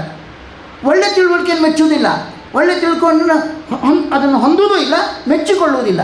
ಅಸುರ ಬಹುಲ ಯಸ್ಮಾತ್. ಹಾಗಾದರೆ ಸ್ತ್ರೀ ಅಂದರೆ ತ್ರಿಕಾಲ ದುಃಖದತ್ತೆ. ನೋಡಿ ಅಲ್ಲಿ ಏನುಂಟು? ಶಬ್ದವನ್ನು ಬಿಡಿಸಿ. ಸ್ ತ್ರೀ ಸ ಅಂತ, ತು ಸ್ ತ್ರೀ ತು. ಏನಾಗತ್ತೆ ಉಂಟ? ಸಹವಾಸದಿಂದ ತ್ರೀ ಟೈಮ್, 3 ಕಾಲದಲ್ಲಿ ತು ತಂದರೆ ಯಾವುದು ಕೊಡುತ್ತೋ ಅದೇ ಸ್ತ್ರೀ. ಹಾಗಾದರೆ ಈ ಸ್ತ್ರೀಯರಿಗೆಲ್ಲ ಹೇಳಿದ್ರೆ ಮತ್ತು ಪಾಪ ಅದೇ ಇರೋದು ಎಲ್ಲ ಸ್ತ್ರೀರು ಹಾಗಿದೆ. ಆದರೆ ಮಿಥ್ಯಾಜ್ಞಾನ ಎಂಬ ಸ್ತ್ರೀ ಸಹವಾಸ ಮಾಡಿದರೆ ಯಾವಾಗಲೂ ಕೂಡ ನಮಗೆ ತೊಂದರೆ ಕೊಟ್ಟೇ ಕೊಡುತ್ತೆ. ಅದು ಹೆಂಗಸರಿಗೂ ತೊಂದರೆ ಕೊಡುವಂಥದ್ದು. ಹಾಗಾಗಿ ಶಾಸ್ತ್ರದಲ್ಲಿ ಹೆಚ್ಚಿನ ಜನರು ಅದನ್ನು ಮೆಚ್ಚಿಕೊಳ್ತಾರೆ, ಅದನ್ನು ಸೇವಿಸ್ತಾರೆ. ಆದ್ದರಿಂದಾಗಿ ಸ್ತ್ರೀ ಯೋಷಿತ್ ಅಂತಲ್ಲ, ಅಂದರೆ ಹೆಂಗಸರಿಗೂ ಅನ್ವಯ ಆಗುವಂತಹದ್ದು ವಿಪರೀತ ಜ್ಞಾನ, ವಿಷಯಾಸಕ್ತ ಬುದ್ಧಿ. ಅದು ಯಾರೂ ಮಾಡಲಿಕ್ಕೆ ಹೋಗಬಾರ್ದು. ಗಂಡಸರು ಮಾಡಲಿಕ್ಕೆ ಹೋಗಬಾರ್ದು, ಹೆಂಗಸರು ಮಾಡಲಿಕ್ಕೆ ಹೋಗಬಾರ್ದು ಅಂತ. ಹೀಗೆ ವ್ಯಾಪಕ ಅರ್ಥ ಯಾರು ಹೇಳಿದ್ರಿ? ಯಾರು ಹೇಳಿದ್ರು? ಶ್ರೀಮದ್ ಆನಂದ ತೀರ್ಥ ಹೇಳಿದ್ರೆ ಅರ್ಥ ಆಗುತ್ತೆ. ತಲೆ ಕೆಟ್ಟತ್ತಿಲ್ಲ ಅಂತಾದರೆ ತಲೆ ಕೆಟ್ಟೋಗಿ ಬಿಡುತ್ತೆ. ಏನು ಅರ್ಥ ಮಾಡ್ತೀರಾ ಇದಕ್ಕೆಲ್ಲ? ಅರ್ಥ ಮಾಡಲಿಕ್ಕೆ ಇನ್ನೊಂದು ಆಚಾರ್ಯ ಅರ್ಥ ಮಾಡಿದ್ದಾರೆ. ಮಹತಾಂ ವನಿತಾ ಕಾಮ. ದೊಡ್ಡ ಸೋತ್ತಮರ ಸ್ತ್ರೀಯನ್ನು ಯಾರು ಅಪಯಿಸ್ತಾರೋ ಅವರಿಗೆ ತಮಃ. ಬೇರೆಯವರಿಗೆಲ್ಲ ಅಂದರೆ ಸ್ತ್ರೀ ಸಂಗಿನಾಂ ಸಂಘ ಅಂತ ಹೇಳಿದ್ರೆ ತಮಃ ಅಂದರೆ ದುಃಖ. ಯಥಾಯೋಗ್ಯವಾಗಿ ಅನ್ವಯ ಮಾಡಿಕೊಂಡು ಅರ್ಥ ಹೇಳಬೇಕು. ಇಲ್ಲಾಂದರೆ ಈ ಸ್ತ್ರೀ ಸಂಘ ಮಾಡಿದವರು ತೊಂದರೆ ಆಗುತ್ತೆ ಅಂದರೆ ಗಂಡಸರಿಗೆ ಮಾತ್ರ ಅನ್ವಯ ಆಗುತ್ತೆ, ಹೆಂಗಸರಿಗೆ ಅನ್ವಯ ಆಗೋದಿಲ್ಲ ಅಂತ ಯಾರು ತಪ್ಪು ತಿಳ್ಕೊಳ್ಬಾರ್ದು. ಅದಕ್ಕೆ ವ್ಯಾಪಕ ಅರ್ಥವನ್ನು ಹೇಳಿದವರು ಶ್ರೀಮದ್ ಆನಂದ ತೀರ್ಥರು. ಇದರಲ್ಲಿ ಬರುತ್ತೆ. ಅದರ ನಂತರ ಮುಂದೆ ಬರ್ತಕ್ಕಂಥ ದಕ್ಷ ಪ್ರಜಾಪತಿ ಅಪಮಾನ ಮಾಡಿದ್ದಕ್ಕೆ ಮತ್ತೆ ಆ ಪ್ರಚೇತಸರು 10 ಮಂದಿ ಇದ್ದರು. ಪ್ರಾಚೀನ ಬರಿಯ ಮಕ್ಕಳು. ಅವರು ತಪಸ್ಸು ಮಾಡಿ ಗೃಣೀಮಹೇ ತತ್ಪರಿತೋಷ, ನಾವೆಲ್ಲ ಕರ್ಮವನ್ನು ನಿನ್ನ ಸಂತೋಷಕ್ಕೋಸ್ಕರ ಮಾಡ್ತೇವೆ ಅಂಥೇಳಿ ಮಾರೀಷ ಎಂಬಂತಹ ಅವಳನ್ನು ಮದುವೆ ಆದರು. 10 ಮಂದಿ ಒಬ್ಬರನ್ನೇ ಮದುವೆ ಆದದ್ರಿ. ನೀವು ಭಾರತದಲ್ಲಿ 5 ಮಂದಿ ಒಬ್ಬರು, ಇಲ್ಲಿ 10 ಮಂದಿ. ಅದು ಯಾರು ಹೈಲೈಟ್ ಆಗಲೇ ಇಲ್ಲ ನೋಡಿ. ಭಾರತ ಹೈಲೈಟ್ ಆದದ್ದು ದ್ರೌಪದಿ ಒಬ್ಬಳನ್ನು 5 ಮಂದಿ ಮದುವೆ ಆದರು. ಇಲ್ಲಿ 10 ಮಂದಿ ಪ್ರಚೇತಸರು ಒಬ್ಬಳನ್ನು ಮದುವೆ ಆಗಿದ್ದಾರೆ. ಮಾರೀಷನ ಅದು ಹೈಲೈಟ್ ಆಗಿಲ್ಲ. ಯಾಕೆ ಭಾಗವತ ಕೇಳೋರು ಬಹಳ ಕಡಿಮೆ. ಮಹಾಭಾರತ ಸ್ವಲ್ಪ ಜಗಳ ಜಾಸ್ತಿ ಇದೆ ಅದನ್ನ ಕೇಳ್ತಾರೆ ಜನ, ಇದನ್ನು ಕೇಳೋದಿಲ್ಲ. ಅದು ಹೆಚ್ಚು ಫೇಮಸ್ ಇದೆ ಆಗಬೇಕಿತ್ತು, ಆಗಿಲ್ಲ. ಯಾಕೆ ಭಾಗವತ ಹೆಚ್ಚು ಕೇಳೋರೇ ಇಲ್ಲ. ಅಲ್ಲೇನು ದೊಡ್ಡ ಗದ್ದಲೆಲ್ಲ ಆಗಿದೆಲ್ಲ, ಇಲ್ಲೇನು ಗದ್ದಲ ಏನಾಗಿಲ್ಲ, ಅದರಿಂದಾಗಿ ಹೈಲೈಟ್ ಆಗಿಲ್ಲ ಅಂತ ಅಷ್ಟೇ ಅರ್ಥ. ಅವರು ಅದು ಭಗವಂತನ ಮೆಚ್ಚಿಗೆ ತಕ್ಕಂತೆ ಮಾಡಿದಾಗ ದಕ್ಷ ಪ್ರಜಾಪತಿ ಹುಟ್ಟಿದ. ಯಾಕೆ ಹುಟ್ಟಿದ? ಮತ್ತು ಎಲ್ಲಿ ಬ್ರಹ್ಮದೇವರ ಅಂಗುಷ್ಠದಿಂದ ಹುಟ್ಟಿದ ಮಹಾನುಭಾವ ದೇವರನ್ನು, ರುದ್ರದೇವರನ್ನು ಅಪಮಾನ ಮಾಡಿದ್ದಕ್ಕೆ ಇವತ್ತು ನೀಚರಿಂದ ಹುಟ್ಟುವ ಪ್ರಸಂಗ ಬಂತು. ಗರ್ಭವಾಸಾದಿ ದುಃಖದಿಂದ ಮತ್ತೆ ಹುಟ್ಟಿದ.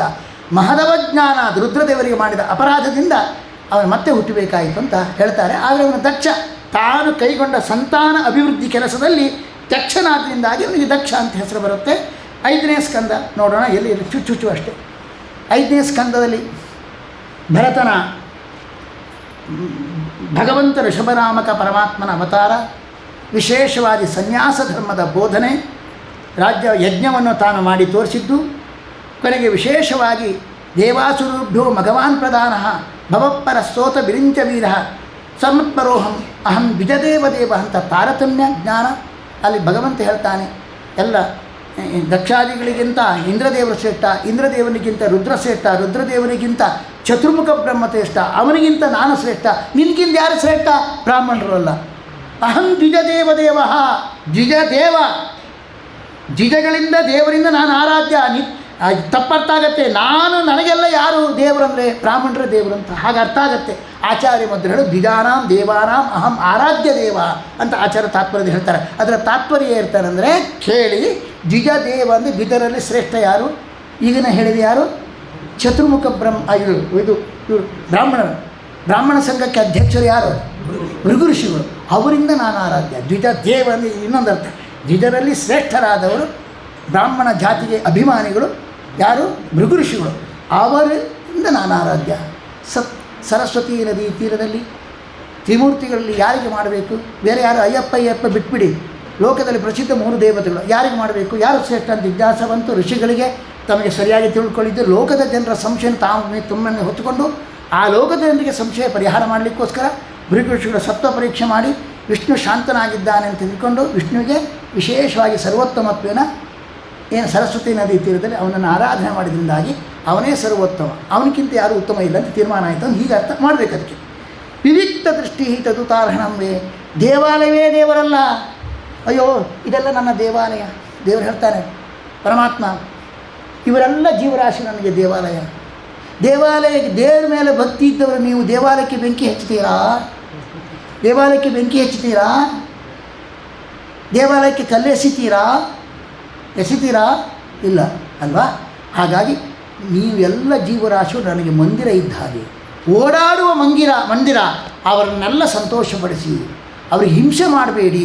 ಆದರೆ ಇನ್ನೊಂದು ಎಚ್ಚರಿಕೆ ನೀಡಬೇಕು, ದೇವಾಲಯವೇ ದೇವರಲ್ಲ. ಇವರೆಲ್ಲ ಜೀವರಾಶಿ ನನಗೆ ದೇವಾಲಯ, ನಾನು ದೇವರು. ಈ ರೀತಿಯಾಗಿ ಭೇದದ ಅರಿವು ಇರಲಿ. ದೇವಾಲಯ ಅಂತ ಪ್ರಾಣಿಗಳಿಗೆ ಹಿಂಸೆ ಮಾಡಬೇಡಿ, ಗೌರವ ಕೊಡ್ರಿ. 2 ಮಾತನ್ನು ಭಗವಂತ ಹೇಳ್ತಾನೆ. ಅದನ್ನು ಹೇಳಿದೆ, ವಿವಿಕ್ತ ದೃಷ್ಟಿ ತದುತಾರಣಮ. ಈ ರೀತಿಯಾದ ದೇವಾಲಯದಂತೆ ಇರ್ತಕ್ಕಂಥ ಜೀವರಾಶಿಗಳು ನಾನು ದೇವ, ಈ ಭೇದದ ಜ್ಞಾನ ನಿಮಗಿದ್ದರೆ ನನಗೆ ದೊಡ್ಡ ಪೂಜೆ ಮಾಡಿದ ಹಾಗೆ ಅಂತ ಭಗವಂತ ಕೊನೆಗೆ ಹೇಳ್ತಾನೆ. ಭರತಂ ಭಜದ್ದಂ ಅಕೃಷ್ಟ ಪೂಜ್ಯ. ಸ್ವಲ್ಪವೂ ಮನಸ್ಸಿಗೆ ನೋವು ಮಾಡ್ಕೊಳ್ತೇನೆ. ಭರತನನ್ನು ಅನುಸರಿಸ್ರಿ, ಅವನು ಆಳ್ಬೇಕು ಈ ರಾಜ. ನಿಮಗೆ ಅವನಿಗೆಲ್ಲ ನೀವು ಅನುಸರಿಸಬೇಕು. ಭರತಂ ಭಜದ್ದಂ ಅಂತ ನಿನ್ನ ಹಿರಿಯ ಅಣ್ಣನನ್ನು ನೀವು ಪೂಜಿಸಬೇಕು, ಆರಾಧಿತು ನನಗೆ ದೊಡ್ಡ ಸೇವೆ ಮಾಡಿದ ಹಾಗೆ ಅಂತ ದೇವರು ಹೇಳ್ತಾರೆ. ಯಾರು? ಋಷಭನಾಮಕ ಪರಮಾತ್ಮ. ಯಾರಿಗೆ? ಮಕ್ಕಳಿಗೆ. 100 ಮಂದಿ ಮಕ್ಕಳಿದ್ದು. ಆಡಿಯನ್ಸ್ಗೇನು ಕೊರತೆ ಇಲ್ಲ. ಇದು ಸ್ವಾರಸ್ಯ ಕೊಡಬೇಕಾದ ಇನ್ನೊಂದು ಅಂಶ ಇದೆ. ಏನಂದರೆ ಕೆಲವರು ಇರ್ತಾರೆ, ಅವರೆಲ್ಲ ಓದ್ಕೊಂಡಿರ್ತಾರೆ, ತಮ್ಮ ಮನೆ ಮಂದಿಗೆ ಯಾರಿಗೂ ಉಪದೇಶ ಮಾಡೋದು, ಊರಿಗೆಲ್ಲ ಉಪದೇಶ ಮಾಡ್ಕೊಂಡು ಇದೆಲ್ಲ. ಇವನು ದೇವರು ಏನು ಮಾಡಿದೆ ಅಂದರೆ ತನ್ನ ಮಕ್ಕಳಿಗೆ ಮೊದಲು ಉಪದೇಶ ಮಾಡಿದಂತೆ. ಆಡಿಯನ್ಸ್ ಬೇರೆ ಊರಿನವರು ಆಗ ಕೇಳಿದ್ರಂತೆ, ಇದು ನಾವು ಹೀಗೆ ಮಾಡಬೇಕು. ಊರಿಗೆಲ್ಲ ನಮಸ್ಕಾರ ಉಪನ್ಯಾಸ ಮಾಡ್ತಾನೆ, ಪಾಠ ಮಾಡ್ತಾನೆ ಆಚಾರ್ಯ ತಮ್ಮ ಮಕ್ಕಳಿಗೆ ಮಾಡ್ತಾಯಿಲ್ಲ. ಆಚಾರ್ಯ ಹೌದು, ಎಷ್ಟು ನಡೀದೆ ಹೀಗೆ ರೀ, ಹೀಗೆಲ್ಲ ಮಾಡಬೇಡಿ ಅಂತ ದೇವರು ಹೇಳ್ತಾ ಇದ್ದಾನೆ. ಈ ರೀತಿ ಇದೊಂದು ವಿಷಯ. ಇನ್ನೊಂದು ವಿಷಯ, ಬಹುಚಿತ್ರ ಜಗದ್ ಬಹುದಾಕರಣಾತ್ ಪರಶಕ್ತಿರನಂತ ಗುಣಪರಮಃ ಅಂತ ಭಗವಂತ ಇಲ್ಲಿ ವಿಶಿಷ್ಟವಾದ ನಿರ್ಮಾಣ ಮಾಡಿದ ಸಪ್ತದ್ವೀಪವನ್ನೊಳಗೊಂಡ ಅಖಂಡ ಭೂಮಿ, ಸಮುದ್ರಗಳು ಎಲ್ಲವುದನ್ನು ಮತ್ತು ಪ್ರತಿಯೊಂದು ಜಂಬೂದ್ವೀಪ ಅದು ಎಷ್ಟೆಷ್ಟು ಖಂಡಗಳಿದೆ, ಅಲ್ಲೆಲ್ಲ ಆರಾಧನೆ ಮಾಡೋದು ಯಾವ್ಯಾವ ದೇವರನ್ನು, ಅಲ್ಲೆಲ್ಲ ಜನರು ಹೇಗಿರ್ತಾರೆ ಎಲ್ಲವುದನ್ನು ಹೇಳ್ತಾ ಒಂದು ಅದ್ಭುತವಾದ ವಿಷಯವನ್ನು ಹೇಳ್ತಾರೆ. ಇದಕ್ಕೆ ಜಂಬೂದ್ವೀಪ ಅಂತ ಹೆಸರು ಬಂದಿದೆ. ಯಾಕೆ? ಈ ದ್ವೀಪದಲ್ಲಿ ಒಂದು ಜಂಬು ನೇರಳೆ ಹಣ್ಣು ಮರ ಇರುತ್ತಂತೆ. ಆ ನೇರಳೆ ಹಣ್ಣು ಜಂಬು ಅಂದರೆ ಅದು ಫಲ ಹಣ್ಣಾಗಿ ಫಿಸ್ಕ್ ಅಂತ ಕೆಳಗೆ ಬೀಳುತ್ತಂತೆ. ಕೆಳಗೆ ಬಿದ್ದಾಗ ಅದು ನದಿಯಾಗಿ ಹರಿತದಂತೆ. ಒಂದು ಹಣ್ಣು ಕೆಳಗೆ ಬಿದ್ದರೆ ನದಿಯಾಗಿ ಹರಿತಂತೆ. ಅದು ಸೂರ್ಯನ ಕಿರಣಕ್ಕೆ ಜಾಂಬೂನದ ಬಂಗಾರ ಆಗತ್ತಂತೆ. ಅದು ಯಾರು ಮನುಷ್ಯರಲ್ಲ, ದೇವತೆಗಳು ಅದನ್ನು ಬಳಸ್ತಾರಂತೆ. ಇಂಥ ದ್ವೀಪ ಇದು. ಈ ಜಂಬೂ ದ್ವೀಪದಲ್ಲಿ 9 ಖಂಡ ಇದೆ, ಅದೆಲ್ಲ ವರ್ಣನೆ ಮಾಡ್ತಾರೆ. ಇಲ್ಲಿ ನಾನು ಒಂದು ವಿಷಯ ನಿಮಗೆ ತಿಳಿಸಬೇಕಾಗಿದೆ. ಏನು ಶಾಸ್ತ್ರದಲ್ಲಿ ಈ ಜಂಬೂದ್ವೀಪದಲ್ಲಿ ಇಲಾವೃತ ಖಂಡ, ಕಿಂಪುರುಷ ಖಂಡ, ಹರಿವರ್ಷ ಖಂಡ ಮುಂತಾದ ಖಂಡಗಳಿವೆ. ಅದು ಯಾಕೆ ಆ ಖಂಡಕ್ಕೆ ಆ ಹೆಸರು ಬಂತು ಅಂದರೆ, ನಾಭಿಯ 9 ಮಂದಿ ಮಕ್ಕಳಿಗೆ ಹೆಸರು ಇಲಾವೃತ ಅಂತ. ಇದು ತಿಳ್ಕೊಳ್ಬೇಕಾದ ಆಚಾರ್ಯ ಮಧ್ವರ ಒಂದು ಸಿದ್ಧಾಂತ ನಾವು ಸಾಮಾನ್ಯ ಮಾಡಬೇಕು. ಇಲಾವೃತ ಅಂತ ಒಬ್ಬ ನಾಭಿಯ ಮಗ ಇದ್ದ, ಅವನಿಗೆ ಆ ಖಂಡ ಕೊಟ್ಟಂತೆ. ಇಲಾವೃತ ಖಂಡಕ್ಕೆ ಅಧಿಪತಿ ಆದ್ದರಿಂದಾಗಿ ಇಲಾವೃತನಿಂದ ಆಡಳಿತಕ್ಕೆ ಒಳಪಟ್ಟದಿಂದಾಗಿ ಇಲಾವೃತನಿಂದ ನಿಯಮ್ಯವಾದ ಆ ಖಂಡಕ್ಕೂ ಏನಂತ ಹೆಸರು ಬಂತು? ಇಲಾವೃತ ಅಂತ ಹೆಸರು ಬಂತು. ಹಾಗೆ ಕಿಂಪುರುಷ ಅಂತ ಒಬ್ಬ ವ್ಯಕ್ತಿ, ನಾಭಿರಾಜ ಮಗ, ಅವನು ಅದನ್ನು ಆಳಿದ ಆ ದೇಶವನ್ನು, ಅದಕ್ಕೆ ಏನಂತ ಹೆಸರು ಬಂತು? ಹಾಗೆ ಇಲ್ಲಿ ಏನು ಬರ್ತದೆ? ಸರ್ವಂಖಲ್ವಿದಂ ಬ್ರಹ್ಮ ಅಂತಕ್ಕೆ ಇದೇ ಅರ್ಥ. ರಾಜೈವ ರಾಷ್ಟ್ರಂ ಅಂತ ಆಚಾರ್ಯ ಮಧ್ವರು ಹೇಳ್ತಾರೆ.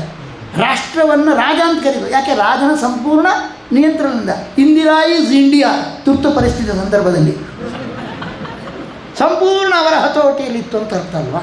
ಯಾರು ಮಾತಾಡುವಾಗಿಲ್ಲ ಅಲ್ಲ, ಹೌದಲ್ವ? ಇಂಡಿಯಾ ಒಂದೇ ಅಲ್ಲ, ಗ್ಯಾರಂಟಿ ಅವರ ಕಂಟ್ರೋಲ್ ಇತ್ತಂತ ಅರ್ಥ. ಅವರ ಅಭಿಮಾನಿಗಳು ಹೇಳಿದ್ದುಂಟು, ಇಂದಿರಾಪತಿ ಈಸ್ ವಿಶ್ವಂ. ಇದಿಷ್ಟೇ ವ್ಯತ್ಯಾಸ. ಹಾಗಾಗಿ ಇಲಾವೃತನಿಂದ ನಿಯಮ್ಯವಾದ ಅಂದರೆ ಇಲಾವೃತ ಅಂತ ಕರೆಯುವಂತೆ ಪರಮಾತ್ಮನಿಂದ ನಿಯಂತ್ರಣಕ್ಕೆ ಒಳಪಟ್ಟದ್ರಿಂದಾಗಿ ಇದು ಇಡೀ ಜಗತ್ತನ್ನು ಬ್ರಹ್ಮ ಅಂತ ಹೇಳೋದು. ಬ್ರಹ್ಮನಿಂದ ನಿಯಮಿಸಲ್ಪಟ್ಟಿದೆ.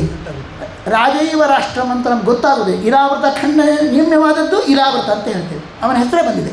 ಹಾಗೆ ಇದು ಅಂತ ಆಚಾರ್ಯ ಮಧ್ವರ ಸಿದ್ಧಾಂತ ಇಲ್ಲಿ ಹೇಗೆ ನಾವು ಗುರುತಿಸಬಹುದು ಈ ಸ್ಕಂದದಲ್ಲಿ ಅಂತ. ಇನ್ನೊಂದು ವಿಷಯ ಬರ್ತದೆ. ಅದು ವಿಷಯ ಏನಂದರೆ, ಈ ಎಲ್ಲ ನಾವು ಇದು ಖಗೋಳ ವರ್ಣನೆ ಮಾಡುವಾಗ ಅಲ್ಲಿ ಎಲ್ಲ ನಕ್ಷತ್ರಗಳು ಇದೆಲ್ಲ ಇರುತ್ತೆ. ಆವಾಗ ಈ ಒಂದು ಮಾತು ಹೇಳ್ತಾರೆ, ಗ್ರಹಣ ಬರುತ್ತೆ. ಗ್ರಹಣ ಅಂದರೆ ಏನು? ಪರ್ವಕಾಲದಲ್ಲಿ ರಾಹು ಕೇತುಗಳು ಸೂರ್ಯ ಚಂದ್ರನನ್ನು ನುಂಗ್ಲಿಕ್ಕೆ ಬರ್ತಾರೆ. ನಾವು ಅದನ್ನು ಬಹಳ ಪುಣ್ಯಕಾಲ ಅಂತ ಹೇಳ್ತೇವೆ. ಅಯ್ಯಯ್ಯೋ, ಕಾಮನ್ ಸೆನ್ಸ್ ಇದೆ ನಮಗೆ. ಅಲ್ಲಿ ಲೋಕಕ್ಕೆ ಉಪಕಾರ ಮಾಡ್ತಾರೆ. ಚಂದ್ರ ಸೂರ್ಯ ಕುತ್ತಿಗೆ ಹಿಚ್ಕಲಿಕ್ಕೆ ಬರ್ತಾ ಇದ್ದಾರೆ ಇಬ್ಬರು, ಅದು ಪುಣ್ಯಕಾಲ ಅಂತ ಹೇಳ್ತೀರಿ. ಯಾವ ಮನಸ್ಸಿಂದ ಹೇಳ್ತೀರ್ರಿ? ಸ್ವಲ್ಪ ವಿಚಾರ ಮಾಡಬೇಕು. ಅವರ ಪುಣ್ಯಕಾಲ ಹೇಗದು? ಕೆಟ್ಟ ಕಾಲ ಅದು. ಕುತ್ತಿಗೆ ಹಿಚ್ಕಲಿಕ್ಕೆ ಬರ್ತಾ ಇದ್ದಾರೆ ಅವರಿಬ್ಬರು. ಆಚಾರ್ಯ ಹೇಳ್ತಾರೆ, ಅಲ್ಲಿ ಭಾಗವತ ಹೇಳುತ್ತೆ, ಅವರು ಅಟ್ಯಾಕ್ ಮಾಡಲಿಕ್ಕೆ ಬರುವಾಗ ಚಂದ್ರ ಸೂರ್ಯರನ್ನು ಭಗವಂತ ಸುದರ್ಶನ ಚಕ್ರ ಕೊಟ್ಟು ಕಳಿಸ್ತಾನಂತೆ. ಸುದರ್ಶನ ಚಕ್ರ ಅಂದರೆ ಯಾರು? ದುರ್ಗಾದೇವಿ, ಮನ್ಮಥ ಇಬ್ಬರು ಹೆಂಡತಿ ಮಕ್ಕಳನ್ನು ಕೊಟ್ಟು ಕಳಿಸ್ತಾನಂತ ಅರ್ಥ. ಆವಾಗ ಹೆದರಿ ಒಂದು ಮುಹೂರ್ತಕ್ಕೆ ಹೆದರಿ ಹಿಂಸರಿತಾನಂತೆ. ಯಾರು? ರಾಹುಕೇತುಗಳು. ಹಾಗೆ ಚಂದ್ರ ಸೂರ್ಯನ ಪೀಡಿಸಲಿಕ್ಕೆ ಬಂದಾಗ ರಾಹುಕೇತುಗಳು ಭಗವಂತನ ಸುದರ್ಶನ ಬರುವ ಕಾಲ, ಅದರಿಂದಾಗಿ ಅದು ಪುಣ್ಯಕಾಲ. ಕುತ್ತಿಗೆ ಹಿಚ್ಕೋ ಕಾಲ ಅಂತ ಅರ್ಥ ಮಾಡ್ಕೊಳ್ಳಿ, ಮತ್ತೆ ಎಡವಟ್ಟಾಗತ್ತೆ. ಹೀಗೆ ಇದೆಲ್ಲ ಎಲ್ಲಿ ಬರುತ್ತೆ? ಆ ಪಂಚಮಸ್ಕಂದದಲ್ಲಿ ಬರ್ತಾ ಇದೆ. ಇನ್ನೊಂದು ವಿಷಯ ಹೇಳಬೇಕು. ಇವಾಗ ನಮಗೆ ಈ ಕರ್ಮಭೂಮಿಯಾದದ್ದು ಭಾರತ. ಒಂದು ಮಾತು ಹೇಳ್ತಾರೆ, ಅಹೋ ಭುವ ಸಪ್ತ ಸಮುದ್ರವತ್ಯ ದ್ವೀಪೇಶು ವರ್ಷೇಶು ಅಧಿಪುಣ್ಯಮೇತತ್ ಗಾಯಂತಿ ಯತ್ರತ್ಯ ಜನ ಮುರಾರೇ ಕರ್ಮಾಣಿ ಭದ್ರಾಣಿ ಅವತಾರಂತಿ. ಮಧ್ವಾಚಾರ್ಯ ಹೇಳ್ತಾರೆ, ಸಪ್ತದ್ವೀಪದಿಂದ ಕೂಡಿದ ಸಪ್ತ ಸಮುದ್ರ ವಸನೆಯಾಗಿರ್ತಕ್ಕಂತಹ ಈ ಭೂದೇವಿ, ಇದರ ಅನೇಕ ದ್ವೀಪಗಳಿದೆ, ಅನೇಕ ಖಂಡದೆ ಇದೆ, ಅನೇಕ ವರ್ಷಗಳಿದೆ. ಆದರೆ ಶ್ರೇಷ್ಠವಾದ ಹೆಚ್ಚು ಪುಣ್ಯ ಮಾಡ್ತಕ್ಕಂಥ ಏರಿಯಾ ಭಾರತವೇ ಅಧಿಕ ಪುಣ್ಯ ಮಾಡ್ತಕ್ಕಂಥದ್ದು. ಹಾಗಾದರೆ ಬೇರೆ ಕಡೆಯಲ್ಲಿ ಪುಣ್ಯ ಮಾಡುವುದಿಲ್ಲ, ಸ್ವಲ್ಪ ಪುಣ್ಯ ಉಂಟು ಪಾಪ ಉಂಟು ಅಂತ ಅರ್ಥ ಆಯಿತು. ಅಧಿಪುಣ್ಯಮೇತದು, ಇದು ಅಧಿಕ ಪುಣ್ಯ ಮಾಡ್ತಕ್ಕಂಥದ್ದು. ಪಾಪ ಮಾಡೋದು ಇಲ್ಲೇ ಜಾಸ್ತಿ, ಪುಣ್ಯ ಮಾಡೋದು ಇಲ್ಲೇ ಜಾಸ್ತಿ, ಅಲ್ಲಿ ವರ್ಕೌಟ್ ಆಗಲ್ಲ ಹೆಚ್ಚು. ಹಾಗಾಗಿ ಅಲ್ಲಿ ಪುಣ್ಯ ಪಾಪ ಕಡಿಮೆ, ಇಲ್ಲಿ ಪುಣ್ಯ ಪಾಪ ಜಾಸ್ತಿ ಇದೆ.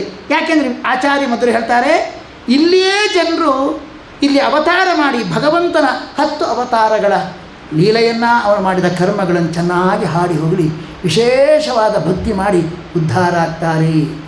ಅಲ್ಲಿ ಹೇಳ್ತಾರೆ ಮಧ್ವಾಚಾರ್ಯರು, ವಿಶೇಷಾದ್ ಭಾರತೇ ಪುಣ್ಯಂ ಚರೇಯೋ ಪಾಪಮಪ್ಯತ.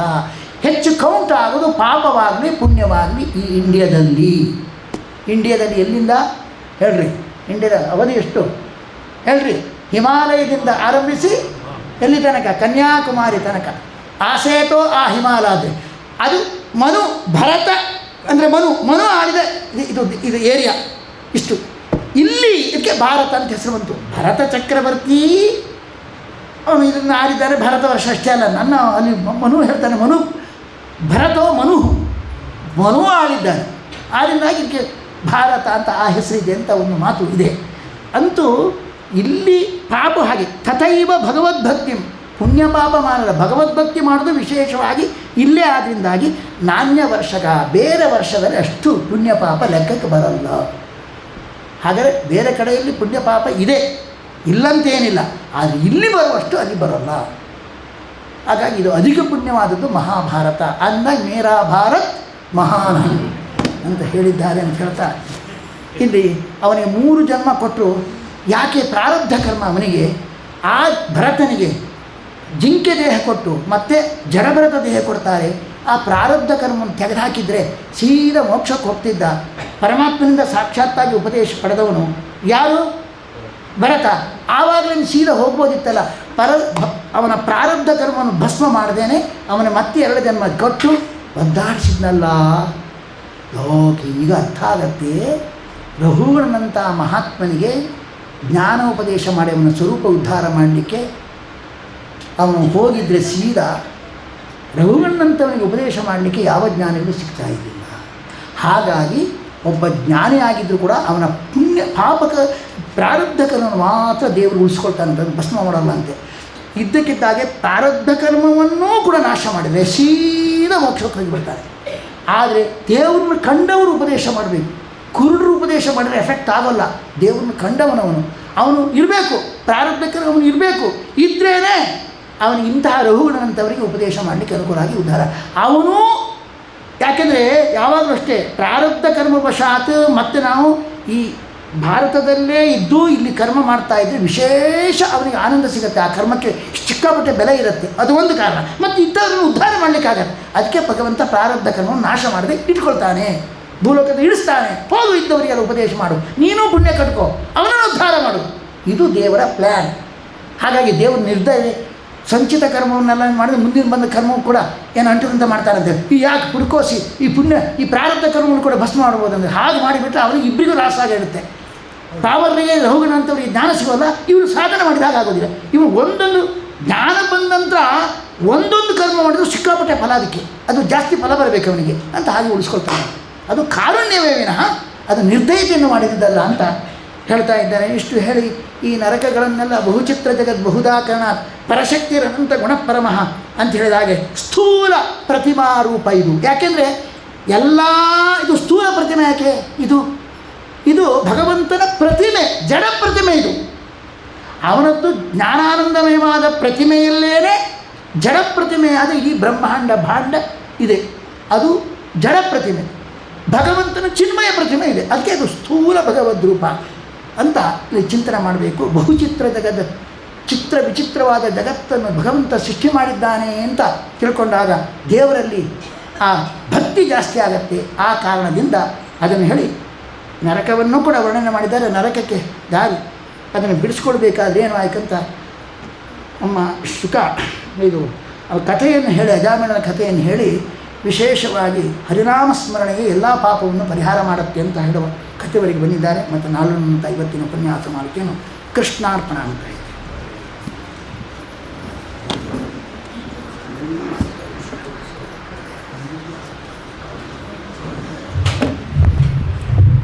ತಡಿ